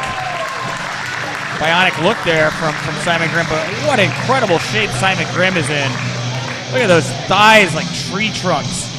You know, be able to wrap those around you there, maybe in some kind of reverse naked choke. It's gonna really making this real weird, man. Well, I mean, he's gonna be able to. Let's stick to pro wrestling. He's gonna be able to shoot the air out of you. There are kids probably talking. What are you talking about, Greg? I'm just trying to explain how wrestling works. You know, wrestling. He wraps those tree trunk legs around your abdomen there. He presses the air out of your head, makes your eyeballs bloodshot. I once had a guy write me on Facebook. He was 72 years old and told me that he would like to put me in a crushing body scissors. Okay? All right. So what you're saying right now is eerily reminiscent of that. Well, and I'm not going to go into any further details because I know there's kids watching for the first time. Right. They use the code Black Label to watch this for free on Powerbomb.tv. Absolutely. Well, these two men had a friendly handshake here, showing some respect to start the match, something we haven't seen here tonight. And Fred Yehi, he's accepted the challenge here. As we were saying going into this bout, this is going to be more of a grappling contest as Simon Grimm, that is his preferred style here. I'm surprised to see Fred immediately want to dive into that as well, as I thought that, again, he'd be wanting to go for something a little bit more quickly paced, trying to keep Simon Grimm on his face, maybe use those ropes a little bit more. But nice side headlock takedown there from Fred Yehi, moving into that reverse mount position here now behind Simon Grimm. Simon Grimm smartly up on his elbows, keeping his breath calm. And this is a very traditional rear mount position here. You got to imagine Fred Yehi is going to try to wear him down to get on his finishing maneuver, which is the Cody clutch. And Simon Grimm now pushing Fred Yehi to the mat. And what does he have in store here? He's pushing his arm out wide, maybe going to try to step over there with his leg. No, Fred Yehi catching him with the head scissors, and he is wrenching that in there. doesn't have quite the same size on those thighs there, but maybe making it easier to get the backside of his knee up right underneath the chin of Simon Grimm, which of course is going to wrench your neck back there and make it harder for you to breathe. Simon Grimm smartly flipping over, gets his feet on the bottom rope there. The referee telling Yehi to get off. And Simon Grimm saying, I got to get my breath back here. It's smart. You get in there. In that chain wrestling, it can really quickly take it out of you. Whether it's somebody's legs wrapped around your abdomen, whether it's somebody's arms wrapped around your abdomen, it's still hard to breathe, and it wears you down so much quicker. These guys are now they've had the first round of action out there. They're starting to feel the effects of it, and now we're going into a test of strength here. At least I thought we were. Fred Yehi again. Going from behind, taking down Simon Grimm, and Simon Grimm not even going to give him a 1 count there, rolling over. And Fred Yehi now again on his back, and you can see Simon Grimm smartly, like I said, staying up on those elbows, trying to keep his chest exposed so he can keep breathing and keeping his composure here. Yehi wrenching away on that arm, maybe trying to soften it up for, something here later in the bout. It's just a feeling out process. Sometimes you can let a guy whoa, man, we watch all that chain wrestling. And Simon Grimm, when he wants to, all he's got to do is throw that shoulder right into your chest and you fall like a house of cards. Well, what I was going to say there, sometimes with this chain wrestling and these opening moments of a bout, sometimes you put an arm or a leg out there for a guy just to bait him, to reel him in. And I think that's what Simon did with that arm drag. And he got a little bit of the control, but now we got Fred back in control with a simple stomp to the fingers. And everybody knows what a stomp to the fingers feels like, and it's not good. No, absolutely not. Very easy way to break some of those finger bones there. One time a man stomped my right fingers, and they were never the same. What a story, Greg. You want to talk some more about that? You want to talk more about you? I would like to focus on this match. I'm trying my best here right now, Greg. And Fred Yehi being able to grab Simon Grimm from behind the knee there, whipped him to the mat. And that's the thing when you bring up that kick to the foot, kick to the hand there from Yehi to Simon Grimm. We've seen all this chain wrestling right now, but you get an opportunity like that to do something just so brutal, so vicious. You got to take those chances here, especially in a match with a guy with the size and the experience of a Simon Grimm. Huge side suplex.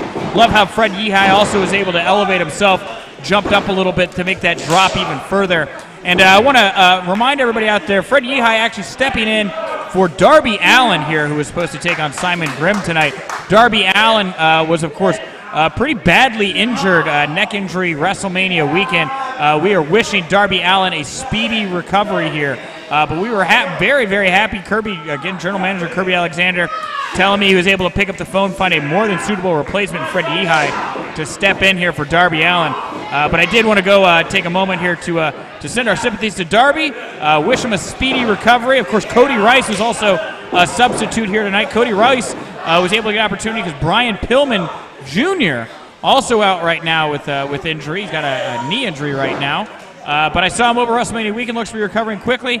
And both these guys, Darby Allin and Brian Pillman Jr., we expect to see back in action for Black Label Pro much sooner than later. Well, we got some guys out, but we got a lot of guys in. And after this match, we still got a few matches to come. We still have a scramble match ahead of us. We still have women's action. We got Mance Warner and AJ Gray against #NoNewFriends. And, of course, we still have the Black Label Championship, Filthy Tom versus Nick effing Gage. Yes, we do. But right now, Fred Yehi and Simon Grimm trying to outwit each other. I feel like these guys are trying to stay one step ahead of each other. And every time they try to get that extra step ahead, the other one cuts them off and is able to gain control. And now we talk about this is just a brawl. These are two men just trying to get a piece of each other right now, hoping to land a big, wild, flying fist or forearm right into somebody's face, maybe break a nose, bust an orbital socket. This thing's breaking down in a hurry here right now. It's looking like a hockey fight, I'll tell you that right now. Absolutely. Not looking anything like the grappling contest we saw kicking off the event here. These two men now on the outside. Very dangerous place to be. You can see there's no pads down on the outside there. It's just a hard gymnasium floor. Well, I think these guys had every intention to have just a solid, basic, technical wrestling match, but sometimes cooler heads can't prevail and things break down, and you'll see a little bit of violence like you're seeing right now. Yeah, and Fred Yehi with that nasty rake to the back of Simon Grimm, really throwing all caution to the wind here, doing anything it can take. I think he's starting to understand the power of Simon Grimm. and understanding that coming at him as a grappler trying to come in here with that chain wrestling is just not going to get the job done. This is the speed, the athleticism from Fred Yehi that I was talking about. Oh, and Simon Grimm caught him midair. He's trying to get that armbar, but he's got those fingers locked. Like if he gets that armbar, that could be it. Like a bullfrog. There it is. He better get that rope. Snatching a fly out of midair. He snagged Fred Yehi into that armbar. He's got the rope, though. Yehi able to roll himself to the ropes there on the side of the apron, and the referee broke it up, but that doesn't mean Simon Grimm has stopped his attack. Well, I think that just upset Simon Grimm. No I mean, he had it locked in cleanly. Fred got to the rope. You see sometimes a guy get knee to the face, and sometimes you see a guy get knee to the face. Yeah. Simon Grimm not even holding back an inch here. He just drilled him right in the face, took that boot, smashed it right on the underside of his nose. There's no respect here from Simon Grimm anymore. I knew this match started with a handshake. I wondered how long it would take for these guys to really just just to fall down into what we're seeing right now, which is just a fight. I don't know any other way to say it. Simon Grimm's got him tied up here in a forward face lock. And this is where you see him. He's got him in the guillotine choke. He's trying to get his forearm right now underneath the chin of Fred Yehi, and if he can cinch in with his other arm and really apply that pressure, this is where you're going to see Fred Yehi really start to collapse. You're going to see his arms start to go limp. You might even see his legs right now. He's probably shaking them to remind himself that they're there, make sure they're still functioning. If you see those, oh, look at that. Back in the ropes. Before he goes completely limp, he's made his way to the rope, and Simon Grimm. You got to give it to Simon, though, as upset as he's getting, as frustrated as he's getting, he hasn't taken advantage of that 5 count. That's something I would have done in a heartbeat. He could hold that to 4.5, 4 3/4 and still be okay. I mean, every second counts when you're in a wrestling match, and I'm surprised he hasn't taken advantage of that thus far. Well, Simon Grimm, it just looked like he was kicking Yehi in the back of the head like he was wiping dog poo off the underside of his boot to the back of that man's head. Dog poo, or as I like to call it, Marcus Crane. That's, Marcus Crane, look, he's a winner tonight, Craig. Ugh. He won a professional wrestling match. He wasn't just sitting behind the commentary desk. Side suplex there from Simon Grimm. And Yehi, look at those eyes right there. They're rolled back in the back of his head. That is a man that is in pain right now. That is a man who every nerve in his body is on fire after being thrown to the mat with such intensity as Simon Grimm. And Simon Grimm with a neck scissors, almost like a figure 4 locked around the head of Fred Yehi here.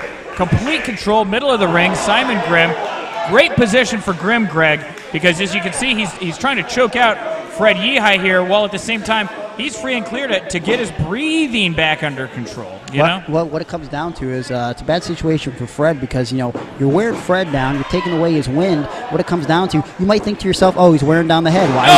Why isn't he working on the arm? Well, it comes down to, what have I said before? Control the head, control the body. And if this man can't breathe, he's trying to catch his breath, he's going to leave that arm prone for that arm bar, and this match is going to be over in a heartbeat. Well, that drive-by kick there in the corner from Simon Grimm right to the side of the head of Fred Yehi. I don't know how much more punishment Fred Yehi can take from Simon Grimm. I mean, Simon Grimm has hit this guy hard, dropped to the mat, choked him out, stretched him long. I don't know what's left for Fred Yehi here, but look at that, going for a German suplex.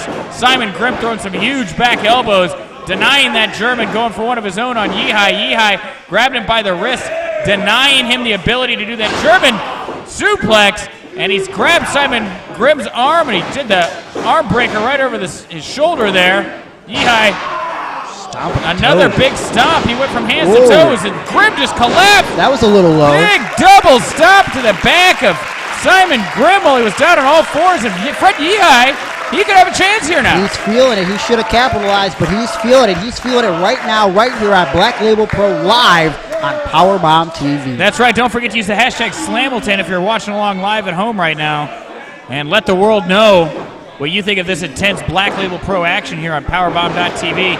Fred Yehi and a variation headlock here, taking Simon Grimm's face and, man, just driving it into Yehi's knee over and over again. I think he probably had to give him a baker's dozen knees to the face. One more big one for measure, and Simon Grimm drops like a house of straw, and Yehi's a big bad wolf. I'm surprised Simon Grimm got out of that one. I mean, you knee a guy in the tempo enough times. Not only are they not getting up, they're probably not getting out of that ring anytime soon. When you're in that state, I'm sure that Simon Grimm's in right now, where you're seeing the stars, what are you telling yourself, Greg, to be able to keep yourself in the contest? Well, I mean, sometimes in a lot of cases like that, like you barely know what's going on. Again, it goes back to instinct. I mean, when you're trained as a professional wrestler, there's certain things that you learn to deal with, and one of those things is, I mean, it might sound pretty generic, but it's pain. And what it comes down to is, like, when you want to win, you're going to do whatever it takes, and sometimes you're just going on the instinct, the muscle memory, the things that you've gone through before in the past, and I feel like that's what Simon's doing right now while he's on Dream Street. And look at this unique offense here from Fred Yehi, grabbing Simon Grimm by both wrists. He puts himself on the ground and just bicycle kicks into his chest. What is this? It's like a bridging pin attempt from Simon Grimm onto Yehi while Yehi was on the offense. These two are just rolling around on the ground right now. They're trying to establish dominance here. Trying to find a way to get the other shoulders on the mat. Very, very unique pinfall attempt there from Simon Grimm. And a headbutt there from Grimm to Yehi right in the gut. And Yehi responding with a big forearm. And these two guys right now in the middle of the ring, throwing chops, throwing headbutts, throwing double chops. You gotta wonder what the strain of the shots, the strikes, and the submissions have put on both men right now. Oh! Bridging German suplex from Simon Grimm to Fred Yehi. Yehi managed to kick out, and Simon Grimm again going for this arm breaker. Right back to the armbar. Armbar right there, middle of the ring. And Yehi, he's pretty far from the ropes right here. He's been fortunate enough to be able to find a way to the ropes. Simon didn't need the ropes this time. Able to just roll his way out of it, and now he's behind Grimm. Grimm with a judo flip. And he's gotten behind Yehi. He's going for, it looks like a chicken wing here. No siree, couldn't get it on Yehi. Yehi right out of it. Absolutely. Grimm going for a schoolboy attempt, or a variation of a schoolboy here. Not enough for Yehi. These guys are going to have to get cleaner on their pinfalls, and look at this! Tell you what. We've got a Widowmaker. Is that it? That is Yehi there with a guillotine leg choke to Simon Grimm, and wow! It wasn't even supposed to be Fred Yehi in this match tonight. He was a last-minute substitution. It was supposed to be Darby Allin in here, and wow! I thought Cody Durst was going to be the one to get the upset victory here tonight. Turns out it's Fred Yehi's night. Congratulations to you, Fred. I mean, huge victory here over Simon Grimm. Nothing pretty about that contest. It was down and dirty and gritty and nasty. And you know what? I was into it. I was very into it. I was again surprised up top that Fred was out there trying to chain wrestle, grapple with a guy like Simon Grimm. In the end, it did turn into what I thought it was going to have to be, which was, of course, Fred doing things that he would not normally do in a contest. And his skill and his agility, as he was able to snap Simon Grimm to that position there, throw the leg right across the gullet of Simon Grimm, and actually get a man's man like Simon Grimm to tap out in the ring. I mean, a huge victory for Fred Yehi. It's been an insane first half here of Slamilton. 5 matches, 5 blowaway bouts. I could heap praise on each one of them. I don't really know what I would say is match of the night. Maybe Quebecer Pierre, and I thought Chris Dickinson really blew the roof off this place. But, Fred Yehi, I can't give him enough props for the work he did in there against an established competitor like Simon Grimm. Just huge congratulations to him. Yeah, and we still got more to come. 4 more big matches. Absolutely, absolutely. And we want to thank you all very much for watching Powerbomb.tv. We're about to take our intermission. Again, if you're enjoying the show, #Slamilton. And I want to remind you, next Saturday, there is going to be a huge independent wrestling marathon on Powerbomb.tv. 4 promotions, 3 countries, and 1 place to watch them. It is going to be Powerbomb.tv. Go over there, find out all the info. You're going to really enjoy it. And again, if you're watching right now, you probably have bought a subscription. And if you haven't, tell a friend that they could try out Powerbomb.tv by using the promo code BLACKLABEL. Again, real quick, let's run down what you guys are going to be able to see here on the second half of the show. We're going to be coming back with a big 6-man scramble match, followed by a women's bout. We got Shazza McKenzie versus Allycat. Huge tag team match, Mance Warner and AJ Gray taking on #NoNewFriends.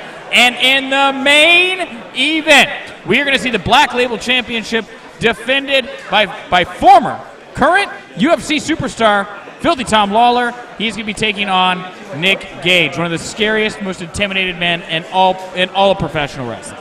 I'm excited. I'm pumped. I'm jacked. I'm ready to go. Let's get this second half started. All right, we're going to take our intermission right now. I'm going to go try to find Greg's jacket in the back because it's nowhere to be found. Because he really seems to be hung up on the jacket. Thanks so much for tuning in, guys. We'll be back here in just a couple minutes with more incredible Black Label Pro action. Back, everybody. It's me, Nick Hausman, joined as always by Gregory Iron here. We are back from intermission at Black Label Pro's Slamilton here in Crown Point, Indiana. And we have 4 huge matches to go here on an otherwise already blow-away show. 5 big bouts we already had tonight.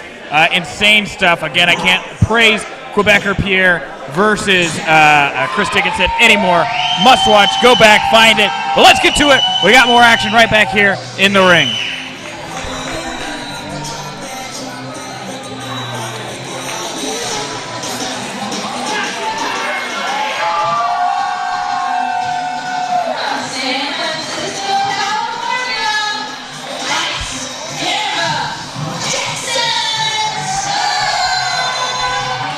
Jaxon Scott, look at that. Huge. Whoa, Jaxon Stone, get it right, Jaxon pal. Stone, sorry, Jaxon Stone. All those fans there right in the front row came out. Jaxon Stone's got his own little cheering section here tonight. What were you doing on intermission, man? I couldn't find you. Is that why you're getting names wrong, bro? No, I was hanging out. I used the restroom. I got a bottle of water. I'm telling Mikey. Yeah, you're telling Mikey I got water? Yeah, that's what you're claiming. Well, that's exactly what happened. I've never seen water in a flask before. That's lit. Look, if only for a moment here I could show you holding a bottle of water. I think our camera's out, actually. Jaxon Stone here in the ring. Lights, camera, action. Jaxon Stone. 6'1", 224, quite the physical specimen. This is these are the kinds of matches that I feel like Black Label Pro has become known for. I think after tonight, hard-hitting solo matches may be the kind of action of the hour, but this is a 6-man scramble we've got here. Big Mark Wheeler.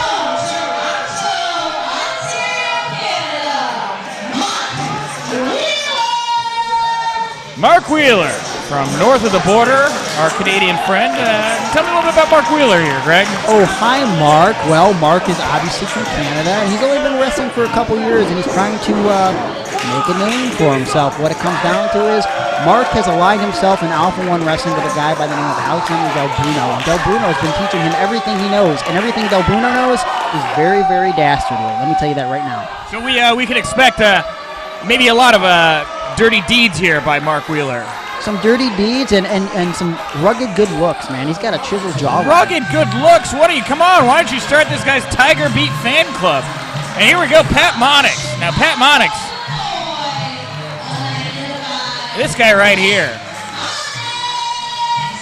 You know, there's something a little bit different about him. He's different. It's not the same Pat Monix. He's changed up his look. He's got longer trunks on, but there's just been, I don't know, it twitches here and there. He just seems a little off, a little distant here compared to the Pat Monix of the past. I don't know if he's going for a little more of an aggressive look. I don't know if he's trying to be a little less fun-loving. I mean, the guy. What are you talking about? He's high-fiving little girls here in the front row. I mean, I don't know, but I don't know. He used to have the short trunks. He used to have the phone number on his tights. Like it's I don't know, man. I can't put my finger on it, but there's something changing inside of Pat Monix, and it's bleeding onto the surface. I've noticed it as well, Greg. This isn't just you that's been seeing this. I've also noticed a change in Pat Monix here. I wish there was a change in commentary with you. I gotta be Greg, honest. why? Come on, buddy.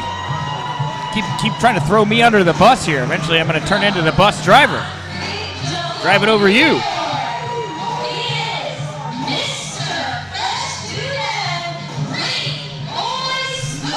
See, look at that, Pete. Chapstick right on the lips, looking good, looking fresh to death.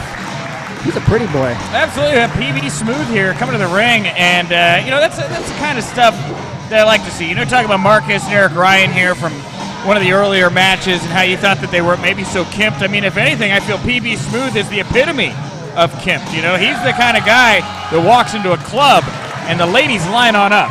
Kind of like me. I mean, me and PB Smooth I should get back in the ring and we should form a tag team. Whoa! Man, this guy doesn't give any F's. If this was a R-rated show, I would have said that actual word, but I didn't. Mark Wheeler almost ate it there after getting pushed off the ring apron by PB Smooth. Well, Pretty Boy's not going to be intimidated by anybody. It's also, it's not hard to see. When you see PB Smooth next, biggest man in this match.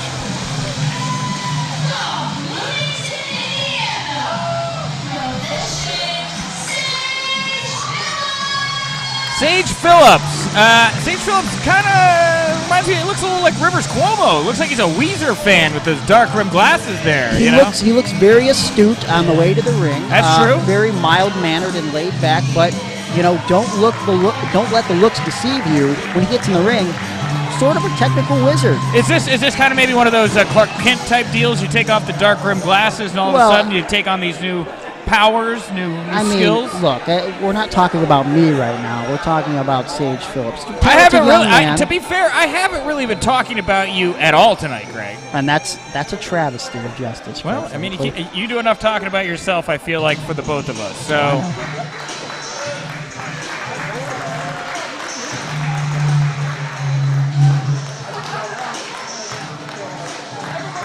And Trey LaMar.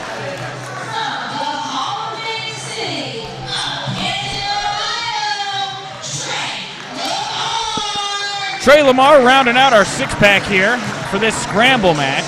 Young man trying to find his identity, I feel, in a lot of ways. He's only been wrestling for about a year, trained by the whole shebang, Johnny Gargano, who, by the way, I trained. Absolutely.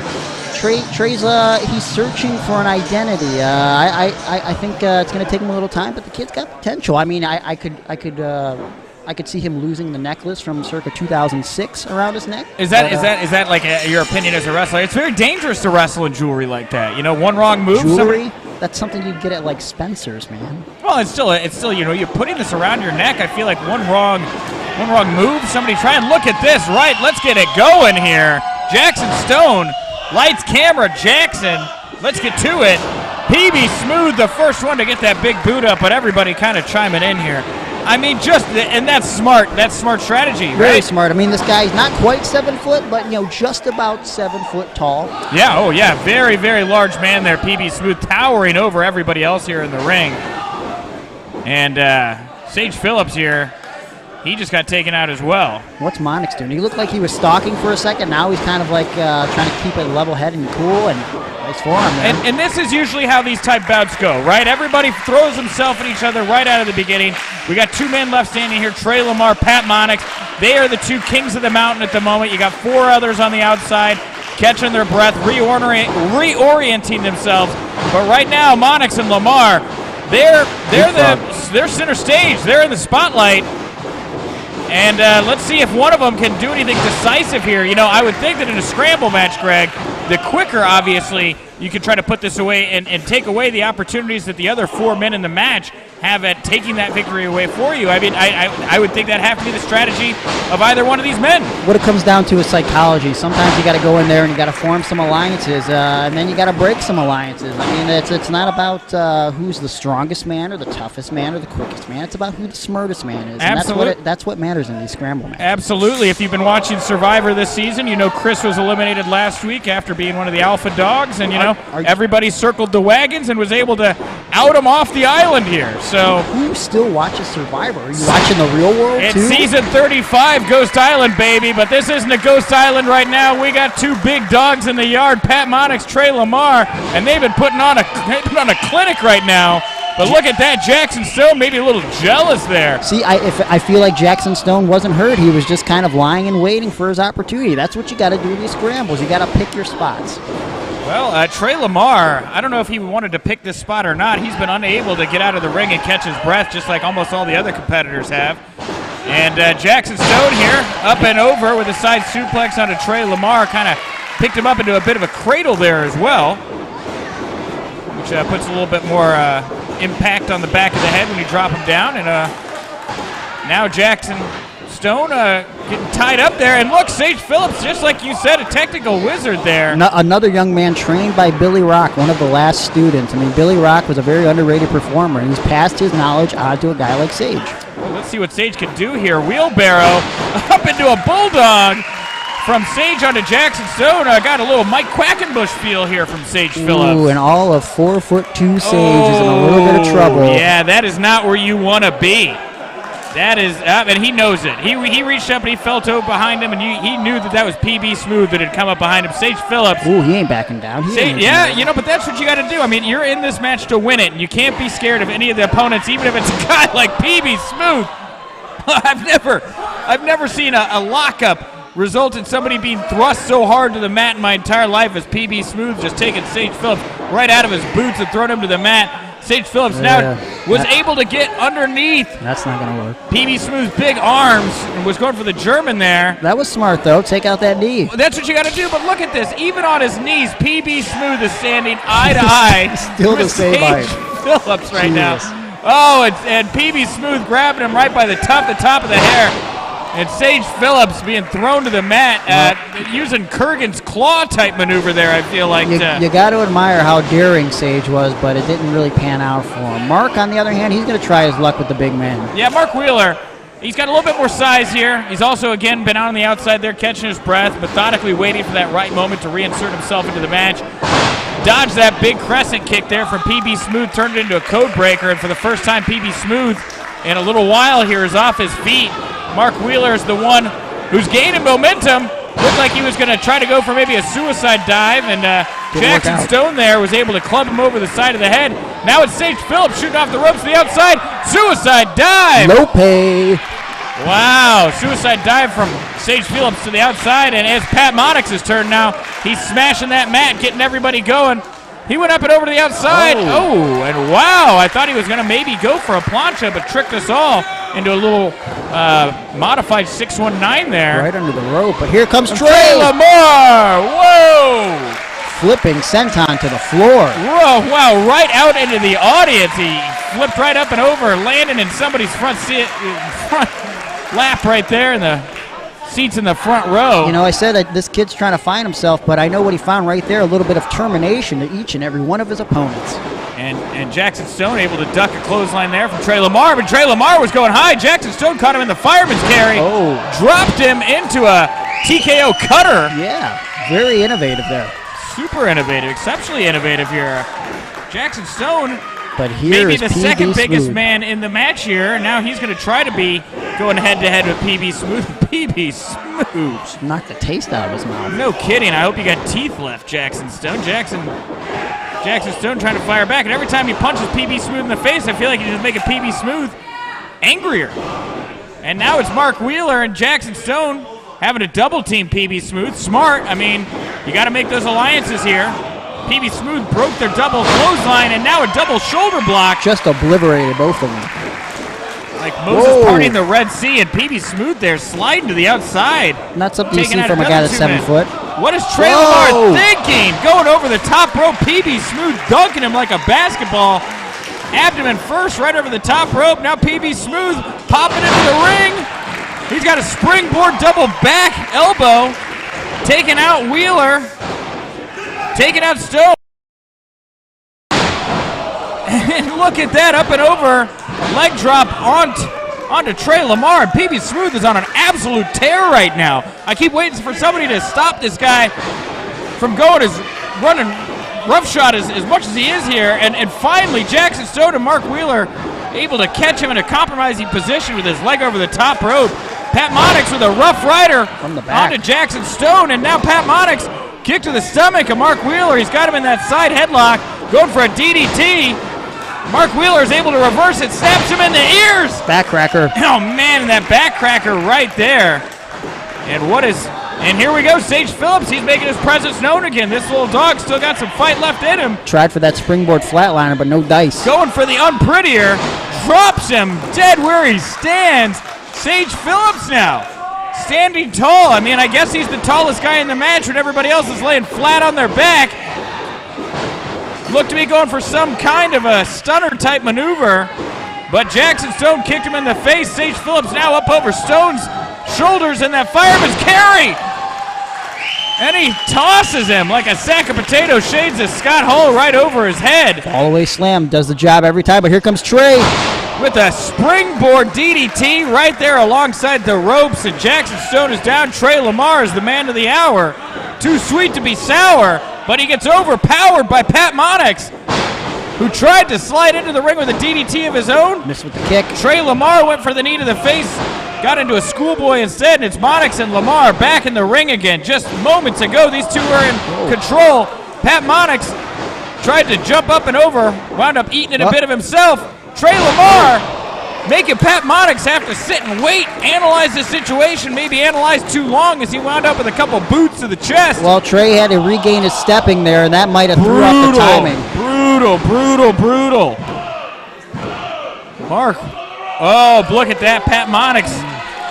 You know, it's almost like he had that ring awareness.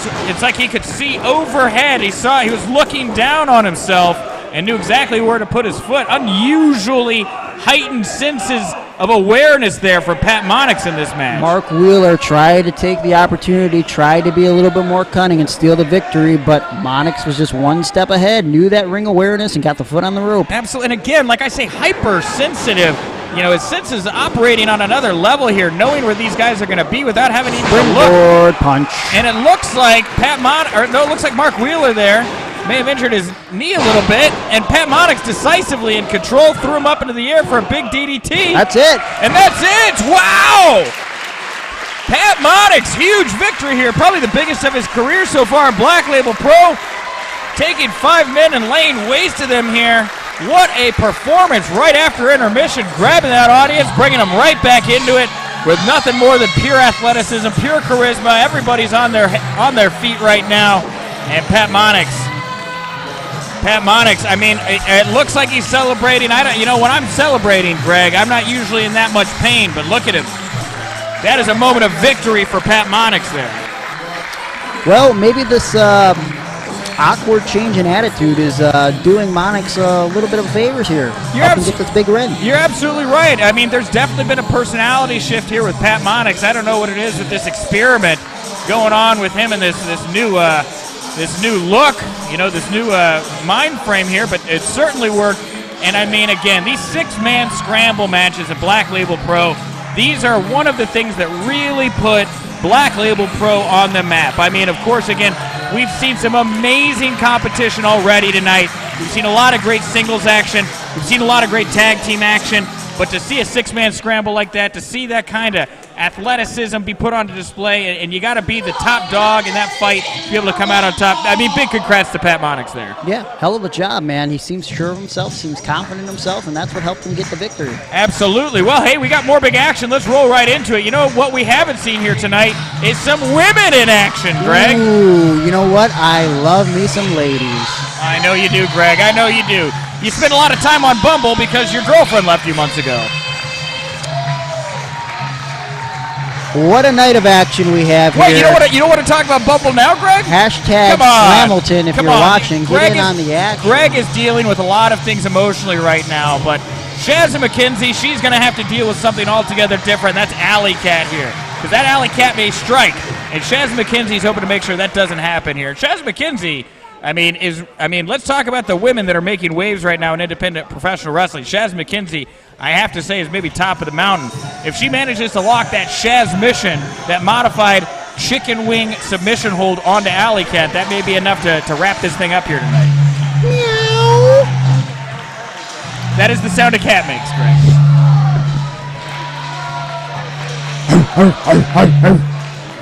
And that's a dog. Do you want to pull the cord on that preschool thing again? We can do the sound of a cow next. Maybe some chickens. So Allycat here, we talk about the Shaz mission that Shazza McKenzie uses to put away her opponents here. That we got, Allycat here, if she can get that pussy pile driver and drive Shazza's hand, that's what she calls Family show, pal. That's what she calls it, the pussy pile driver. Come on, she's a kitty cat. She's the Allycat. Kids, I apologize. Look, you don't need to, Greg, you're turning something into something it's not. And Allycat here, usually the referee makes sure that you don't have any weapons on you. Allycat here, it doesn't seem she's against the referee inspecting, but also kind of seems you want to scratch on her belly or something like that. Well, she's definitely has some cat-like qualities, that's for sure. Also, from what I understand, she only eats sheets, not cat food. Big fan of sheets. Sheets, the like Wawa. Yeah, but not like Wawa, because Wawa is actual trash. Oh, got it. All right. Well, Allycat here bringing her cat-like instincts to this match here, again against Shazza McKenzie. And Greg, tell the folks out there a little bit about Shazza. Of course, we've seen Allycat here several times in Black Label Pro. She, of course, competed in the Black Label Pro Rumble, was not able to come out on top. Of course, Jordan Grace was the one to win the Black Label Pro Rumble, but nevertheless was a female competing in that very a very tough bout.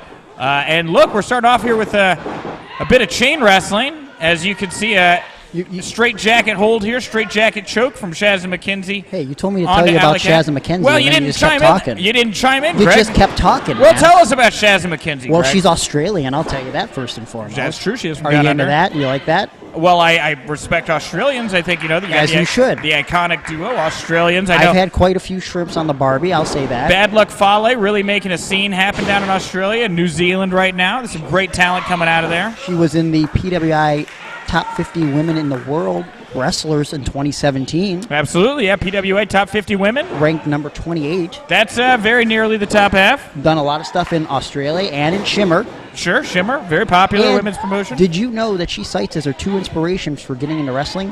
Trish Stratus and, you ready for this one?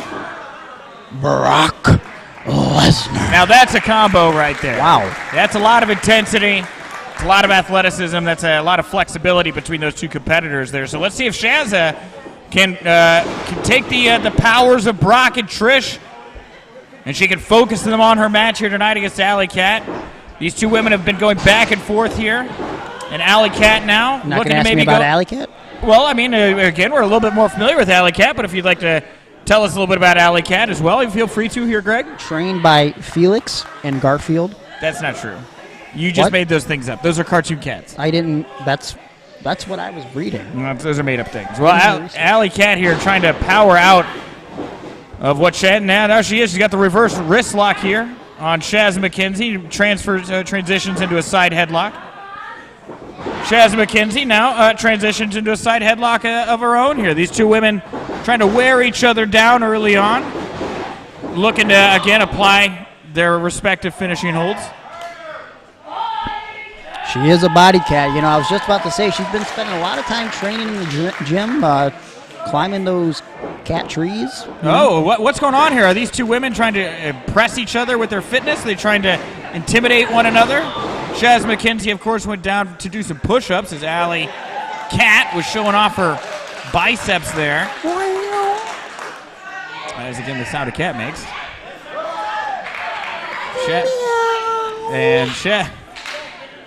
Greg just making cat sounds now. Shazza McKenzie is trying to figure out how she's going to be able to get Allycat off her feet here. Allycat decided to do a little do-si-do, get out of the way, and just when Shazza thought she'd be making impact, it turns out that Allycat was the one that was shoulder tackling her to the mat. She's not happy. Did you hear that hiss? Oh, look at that. Tripped her up, dropped low, and now it's Shazza going for this camel clutch. No modified camel clutch into a pinfall attempt. Very smart here from Shazza, showing off Impressive. what she's learned in Shimmer and around the world. Rolls out of a pinfall attempt. Now she's got the sunset flip on Allycat there. A variety of pinfall attempts here from Shazza McKenzie. And another one here as she as Allycat was going for a hip toss and Shazza was able to pull over. Allycat, using her size and strength to her advantage, powered Shazza to the mat with a big boot and went for the pinfall there. Got that cat scent on there. Yeah, absolutely. And now Allycat, Allycat, for all of the offense and innovation that Shazza McKenzie's been throwing at here, I feel like Allycat still is showing maybe overconfidence. Yeah, maybe a little bit. That might get the Oh, best. here we go, the Shaz mission. She's looking for it. Oh, no. She's looking for that Shaz mission here. If she can, unable to cinch it in. She's As like Allycat got to the ropes. she's like a Shazmanian devil. Absolutely, or like a good old ECW Shaz. Former. Taz? Was that his name? Taz. Oh, okay, got it. T-A-Z. Allycat tried to sneak up there behind Shazza McKenzie and instead wound up eating that middle rope, and Shazza drilling her knees into the back of Allycat's face, her head, putting her face right into that middle rope there. And now Shazza behind Allycat. I think Shazza's pulling the whiskers. Yeah, she's tearing at the cat's whiskers right now, and now there we go, pulling Allycat's arm all the way back, stretching her full wingspan on a display. And this is maybe the first of 9 lives that may be laid to waste here of the Allycat by Shazza McKenzie. Yeah, but you know what? Cats always land on their feet, so don't count her out just yet. Well, if she's unable to keep her hand up, the referee's going to have to call the mat for Shazza, but now it looks like Allycat powering out of it. Boot to the midsection by Shazza. Throws Allycat to the corner. What she got in store for the cat? We'll never know, as the cat was able to land on top of Shazza here. Roll through it. Both women going for clotheslines at the same time. And they are out. They are out on their feet. They are down on the ground. And the referee has begun the 10 count. Neither woman here is able to get to their feet. This is going to be a double loss. I don't think you call that a double DQ if both women are unable to get to their feet. It's called a draw commonly in pro wrestling. A draw. Yeah, we call that a draw. A draw, but neither of them win. Yeah, that's a draw. Both of them lose. Yeah. Yep, that's And again, both these women like wrestling a mirror, hitting each other with in stereo elbows to the face. And now Shazza trying to get some offense, but Allycat pawing her in the chest. Clawing her way to victory, you might say. And able to right to the back of the neck. Hit Shazza in the back of the net like a cat throwing a bird's carcass at another cat. She's feeling it. And that was also the sound a cat. I think that's the sound a cat makes. It might also be the transistor radio over here that accidentally turned on. All right, Shazza on the outside, able to kick out Allycat at the knees. Allycat now in a precarious position here as Shazza is wrapping her arm around the ropes. And she's exposed to the world to see here. And Shazza laying in some big side kicks to the chest of Allycat. Crowd here in attendance roaring in approval of the dominance and violence that Shazza is dishing out on Allycat right now. Allycat looking worse for the wear. What confidence she had earlier seems to quickly be dissolving. Shazza going up top, and Allycat not letting her get across whatever maneuver she's going for, but no, Shazza's in the clear. Huge cross body onto Allycat. I think she learned that crossbody from Brock Lesnar matches, actually. Did Brock do a lot of crossbodies? Lots of them. I know Trish did. No, I don't think so. Yes, she did. Pump kick. Pump kick from Allycat, sending Shaz right in the corner. Oh, and the fur ball! The fur ball from Allycat right into the corner. She coughed that one up, and now she's got a victory. No, two? That's only two. Ooh. Two? Can we confirm? That fur ball is dangerous. You never know when one's going to get hacked up. And Allycat now knowing that she's finally dazed. Shazza McKenzie here. She's pulling her up. Oh, I thought she was going for that big headbutt she usually delivers. And instead, she's trying to catch her breath in the corner, and Shazza threw a big knee right into the side of her temple, going for that pinfall. Oh. Tell you what, if Allycat would have lost that match right there, we would have had quite the grumpy cat. Absolutely. Well, you know, earlier we saw her try to go for that headbutt out of the spinning position. She calls that the pussy maker. And it is shades of... Stop saying that. Well, that's what the move's called, Greg. Stop, I'm telling on you. What are you going to say? That's what she calls the moves. That's what it is. And, of course, it's a modified Rainmaker there, but instead of throwing a elbow, she throws a big headbutt out of that lariat position, and that's another one of her moves, much like the fur ball or the pussy pile driver that she's looking to be hitting here on Shazza McKenzie. Shazza McKenzie with the Shaz cutter off the middle rope. Wow! Did she get all of it, though? And even if she did, Allie's on the outside. That is incredible. Shaz cutter, also another one of Shazza McKenzie's signature moves there. Traditionally, she can catch you with that anywhere in the ring, but this time choosing to do it off the middle turnbuckle. Well, Shazza better get in the ring real quick because you can't win the match on the floor. I guess you could call that a super Shazza cutter. That's a mouthful right there. And now, Allycat, like a sack of potatoes, making it hard to get back in the ring here. Shazza McKenzie now has an opportunity. And whoa, look at this roll up from Allycat. Trying to catch Shazza off guard here. And Allycat looks worse for the wear. I think we're going to see. Oh, here we go! The Pussy Maker! Okay. The Pussy Maker from Allycat! And that's all she wrote. All she wrote. That is it. Wow. And Shazza McKenzie, one of the greatest female competitors on the planet right now, being one-upped by Allycat. Huge congratulations to her. Again, Allycat will take on all comers, male, female, Black Label Pro. It's everyone for themselves here. An impressive victory nonetheless over Shazza McKenzie, whipping out all of her big moves to get the job done. And congratulations to Allycat. Wow. That was a great contest. That could have gone either way. Absolutely. And, everyone here, like I said, at Black Label Pro, men, women, they're all fighting to get into that Black Label Pro Championship picture. So many competitors here tonight have already really stood out from the pack. I mean, again, I can't go back to Quebec or Pierre enough. Ethan Page picked up a big victory over Cody Durst. Fred Yehi, his huge victory over Simon Grimm that surprised a lot of people. And, of course, the production has made their presence known here tonight. Absolutely. I mean, the amount of talent, the amount of hard hitters and real contenders right now are starting to stack up. And there's only one championship here at Black Label Pro, and that's the Black Label Pro Championship. You think Shazza would have fared better if she would have tried a Brock Lesnar shooting star? Well, we didn't. Well, she never got the chance. Allycat, and once she hit that fur ball, I really thought that was the turning tide there. But anyway, let's get back to action here. Huge tag team bout, semi-main event. 2 matches to go here at Black Label Pro Slamilton. If you're enjoying the show tonight, again, hashtag Slamilton over on Twitter. Let us know what you think of tonight's contest. Nice little mashup of songs here. As coming to the ring, we have the tandem of hashtag No New Friends. I don't know if you can tell, but these two guys, they don't want new friends.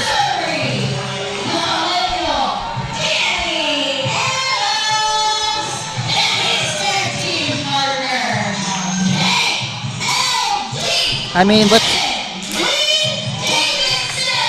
be. There you go. You can finally talk. Can I talk now? Yeah, you're good. Can I talk? Sure. I'd like to talk. You want to make cat noises?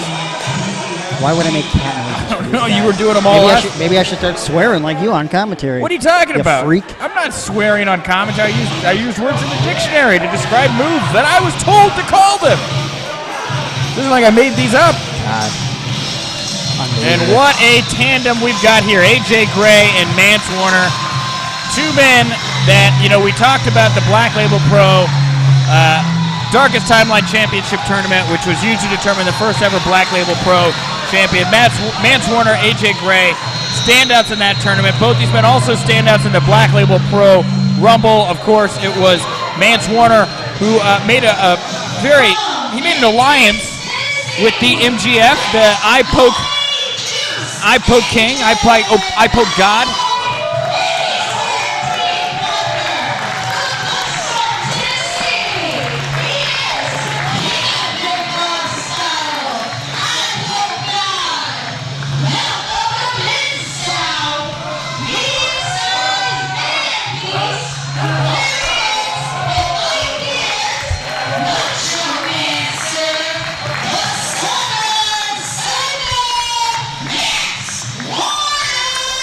Mance Warner, like I was saying, these guys, what history they have with the Black Label Pro, standouts in the Black Label Pro Championship Tournament, standouts in the Black Label Pro Rumble. Mance Warner, again, made a momentary alliance with MJF. Now, following some, lost direction here, these two guys have found each other.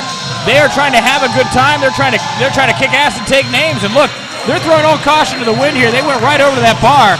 They demanded some Coors Tall Boys here. Yeah. They're having a couple of beers just to loosen them up. That's unprofessional. We saw Shane Sabre earlier nipping off his flask, having a little bit of whiskey before his match. We don't know that was whiskey. Well, we do know that it led to a victory, right? I mean, Shane Sabre was able to pull it out there. Maybe these guys are in the back watching, saying, hey, maybe we're taking ourselves too seriously. I know that when you're drinking alcohol like that, it does tend to loosen you up a little bit. It makes it better for impact. You hear all the time about the unfortunateness of people when they get in car wrecks, if they've been drinking too much, or if they fall from high distances and they've been drinking too much. They're able to withstand the falls more because their bodies are much looser. What are you talking about? It's just. Are you encouraging drinking and driving? No, I'm saying the unfortunate. Idiot. No, I'm saying the unfortunate nature of what happens in those situations. No. Hold on. Shut your mouth for just a second. Because you say they're drinking before their match because they want to loosen up. They don't want to take things so serious. They want to be able to take impact better. No, hold on. It helps you when you fall. Nick. What?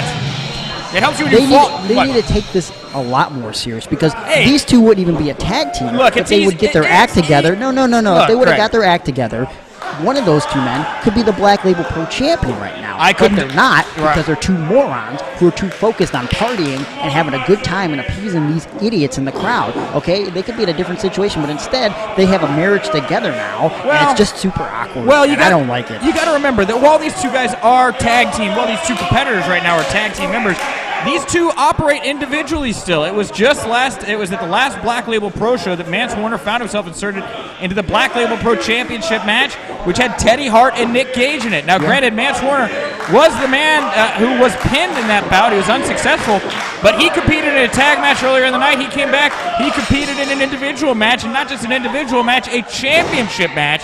So as strong as these two guys are together, they are still viable individual competitors, and you can tell there's a lot of camaraderie here between these two. They're having fun, and they certainly work together well as a unit. Well, they only formed a unit because, they wanted to combine the two forces because together they almost have half a brain. Greg, I really think you're underestimating these guys. Mance Am Warner. Well, of course. I mean, Mance. Which one of these guys has a belt, Mance or AJ? Mance. Oh, neither of them have a belt here in Black. Hey, That's look, because they there's- don't take this serious. There is only one belt. It is currently held by Filthy Tom Lawlor. Hey, Greg, it's easy for you to pick at people while you're sitting here behind the commentary desk. I'm not picking. We haven't exactly seen you step up here in Black Label Pro, so I feel like you should stop throwing shade at people, Greg. I'm not throwing shade. I'm stating the facts. AJ Gray got all the way to the finals of the Black Label Pro Darkest Time Night Championship tournament. Absolutely. Did he not? He did. He took And on who, Tom. and who won that match? Filthy Tom Lawlor. Because the other guy, AJ Gray, is ignorant and doesn't take this serious enough. All right, look, these guys right now, they know they've got potential. They know that there is a waiting line for that Black Label Pro Championship. They have found each other. They want to make an impact here in the tag team picture. Hashtag No New Friends is one of the most dominant tag teams right now on the scene. You look at KLD. We were talking about Cody Rice earlier and the way he's able to take his size and move around. KLD is that times 2. KLD is a monster of a man, and you put Danny Adams in his corner, who's got such a mind, who's got such ring awareness, and you've really got a dangerous alliance there between KLD and Danny Adams. You got Danny Adams, who's basically like Frankenstein, and you got KLD as the monster. I mean, it's a nice cohesive unit, unlike Mance and AJ, who barely have a functioning brain together as one. Look, their function is a tag team, that's for sure. I mean, Mance Warner just got pushed into that corner, was able to have the wherewithal to reach out and tag in his partner AJ Gray, who's a fresh man right now. He knows what he's getting right here with KLD. Well, he thought he knew what he was getting there with KLD. KLD is saying, no, you guys want to do some tags? You want to switch it up? You can deal with Danny Adams right now. Danny Adams, I should say, is, looking like he is in the best shape of his career right now. KLD, he's got that power lifter type stature to him, But Danny Adams, he's got a little bit more mobility to him. Not to say that KLD does it, because KLD, when he gets rolling, he absolutely has that Quebecer Pierre type intensity, that ability to take flight. I am just saying that Danny Adams, he's able to move just that much quicker. KLD faking the tag. Playing mind games with these two fools, man. Tagging in and out, just showing them, like, look, if we want to, we're going to mentally dominate you. You know why? Because you guys can't function together. You barely have a brain. Well, and again, we were talking earlier about the danger of wearing a necklace in a wrestling match. Of course, AJ Gray is wearing that neckerchief to the ring right now.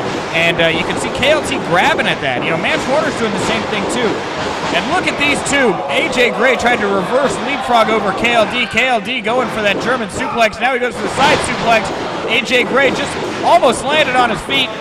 Enziguri there from AJ Gray to KLD. Yeah, we got lucky. KLD barely phased by that. AJ Gray going for a drop kick, drops low. Danny Adams didn't get able all that to tag KLD. Now he's coming in. House of Fire went for that clothesline, was able to miss, but now he's got a piece of AJ Gray shoving him in the face. AJ Gray, huge spine buster, twisted him around. Shades of Dave Batista. Really? You're going to compare that to Dave Batista? I could say Arn Anderson. There's a big spine buster, Greg, that's for sure, at AJ Gray. I'm surprised he actually tried to capitalize with a pinfall there. AJ Gray was able to get a hold of Danny Adams' head and then shuffle back to the corner where he tagged in Mance Warner. Mance Warner with that huge wingspan there. Big hands, really long hands, making those chops even more menacing. You catch so much more of the surface of the skin when you got hands the size of Mance Warner. You know, I kind of liked Mance Warner until he formed this alliance with AJ Gray, and now I see him for what he truly is, and that's hot hilljack garbage. Hot hilljack garbage. Look, Yeah. I wouldn't say that to his face. Mance Warner. I'll say it to his face right now. He's the eye poke god here, you know, and again, with them long fingers, easier to get those eye pokes in. And him and AJ Gray were looking for a tag team maneuver there, but Danny Adams was able to grab the ropes and didn't quite let him get the opportunity to pull off whatever they had in mind. Oh! Oh, that could not have been good. And we saw Danny Adams get shot to the outside by AJ Gray. And he got thrown right into AJ's partner, Mance Warner. You got Caleb, the referee, on the outside there, checking in on Danny. And while Danny was getting checked on by the ref, KLD snuck in with that big spinning kick and laid out AJ Gray. Danny Adams worse for the wear for sure after taking that big fall to the outside. Well, he's in control now, but we couldn't see it on the monitor, but it didn't look like he got all of that suicide dive. That's for sure. No. Mance Warner was able Mance Warner was able to dodge a little bit on the outside there. Meaning Danny Adams caught mostly the ground there. That's why the referee was so quick to check on him on the outside. Well, now they're going to have to take advantage of the situation, even though he might be hurting a little bit. They got to keep slow it down, keep Greg. the ring cut in half. You know what I mean? And they're smart. Unlike Mance and AJ, they're smart. Keep the ring cut in half. Keep them utilizing that corner, and they inevitably have the victory here. That's no right. new friends. They don't need any friends when these two are aligned like they are. Front power slam there from KLD, dropping AJ Gray. KLD slingshotting Danny Adams right into the ring with a senton across the chest of AJ Gray. AJ Gray, he is huffing and puffing right now. He is trying to catch his breath. And Danny Adams, wow, slingshots KLD in. Somersaults right across the chest of AJ Gray and makes it look easy. I mean, KLD is north of 300 pounds, Greg.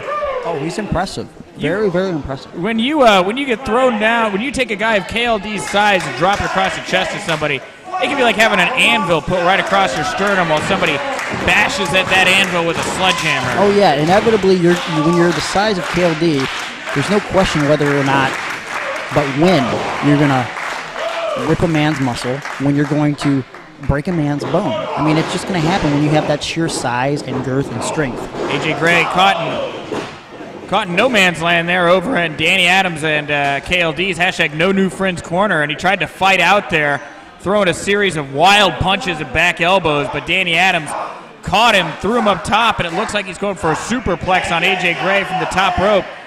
AJ Gray refusing to budge an inch here. Hopefully he superplexes him right back into that ghetto that he lives in Tennessee. I'll tell you that right now. Well, and he never comes back to Black. Greg, I would be very scared if I was you to say the things that you're saying to me directly to the face of AJ Gray and Mance Warner. What is there to be afraid of? Well, I mean, they're morons. They're actual morons. I have a lot of respect for these competitors. Again, you say AJ Gray was the final man to go up against Filthy Tom Lawlor in that Black Label Pro Championship tournament. And he lost. He did lose, but he lost to Filthy Tom Lawlor, one of the scariest men on the planet.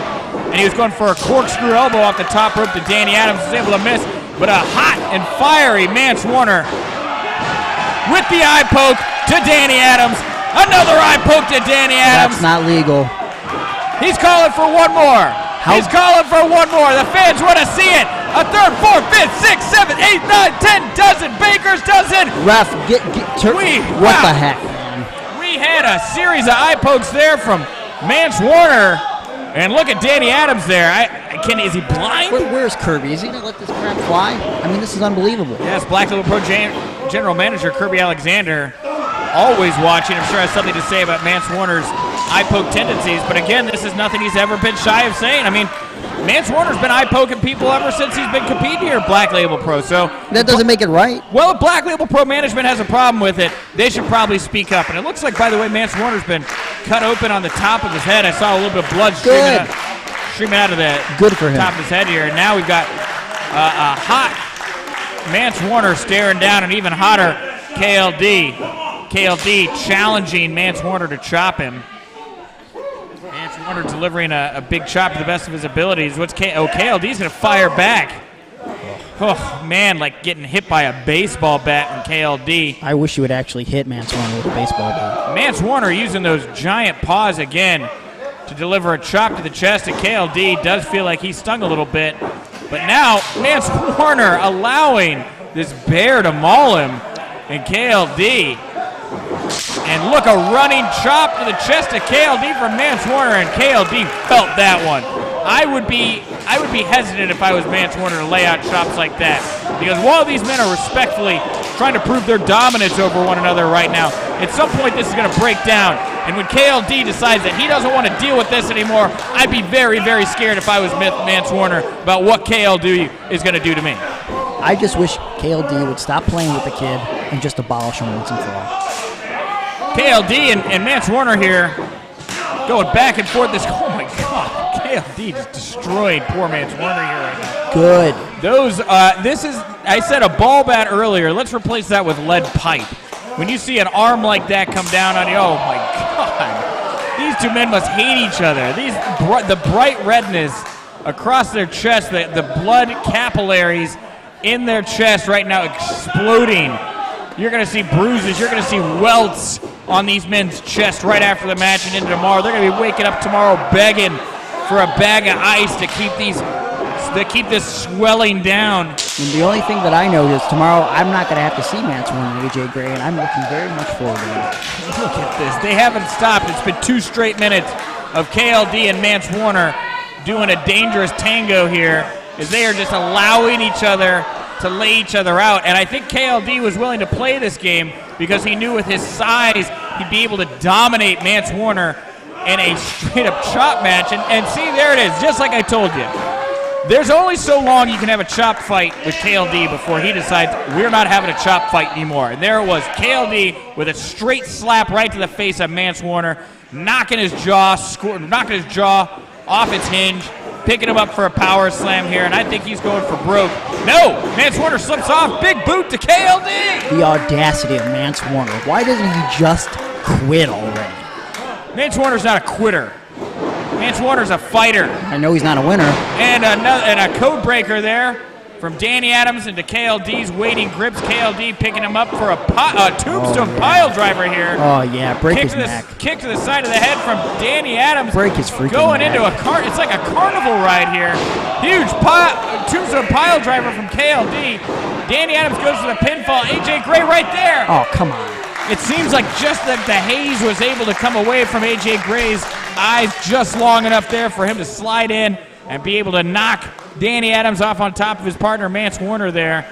And AJ's telling Mance, we got to get it together here. These guys are in control. We can't have these guys pushing us around like this. He's not telling him that. He's got no sense about it. He's probably telling him, we got it in the bag. We got it in the bag. And Mance's like, yeah, baby, we got it. Yeah, no, you don't. Just quit already. End this. I have no idea why you think that these two men are capable of quitting, and the bridge goes down there. AJ Gray sending KLD over the top rope. Well, they're too dumb to quit, but you know what? They're not good enough to win. AJ Gray pops up Danny Adams into a huge uppercut from Mance Warner. Another big pop-up sit-out powerbomb from AJ Gray. Low down. Mance Warner tried to get the pinfall. KLD grabbing him by the wrist, taking him to the outside, and the slaps and the chops between KLD and Mance Warner continue on the outside. You can see, look at KLD's chest. There are welts. You can see handprints. Again, Mance Warner's hands are gigantic. AJ Gray going for that suicide dive, trying to help his friend KLD. KLD was just baiting him. Baiting him. That's what it's all come down to. Look, Kevin can let Mance Warner chop his chest. You know why? Because Kevin is a strong, powerful man. And he's not going to let that phase him. It's all a mind game, Nick. And look at KLD. Boom. Over the top rope, shades of PCO. A huge man like that. Up and over, and AJ Gray and Mance Warner both writhing on the ground right now. No. That's not shades of PCO, because KLD is his own man, okay? That's true. I'm just saying, If KLD heard you say that, he'd come over here and stomp a mud hole. Look, stop trying to pit me against the competitors in this match. You are obviously the one that is trying to antagonize people here. KLD. I would never do such grabbing AJ Gray by the teeth and throwing him right into the ring apron there. His yellow, disgusting teeth. What is Dan? Oh, look, KLD propping up AJ Gray and Mance Warner here. He's yelling out orders to Danny Adams. Danny Adams with a big dive off the top there. Everybody's on the outside. Everybody's laid out. Mance Warner looks like he is worse for the wear. Maybe you're right. Maybe those beers were not good for Mance Warner before this match. Duh.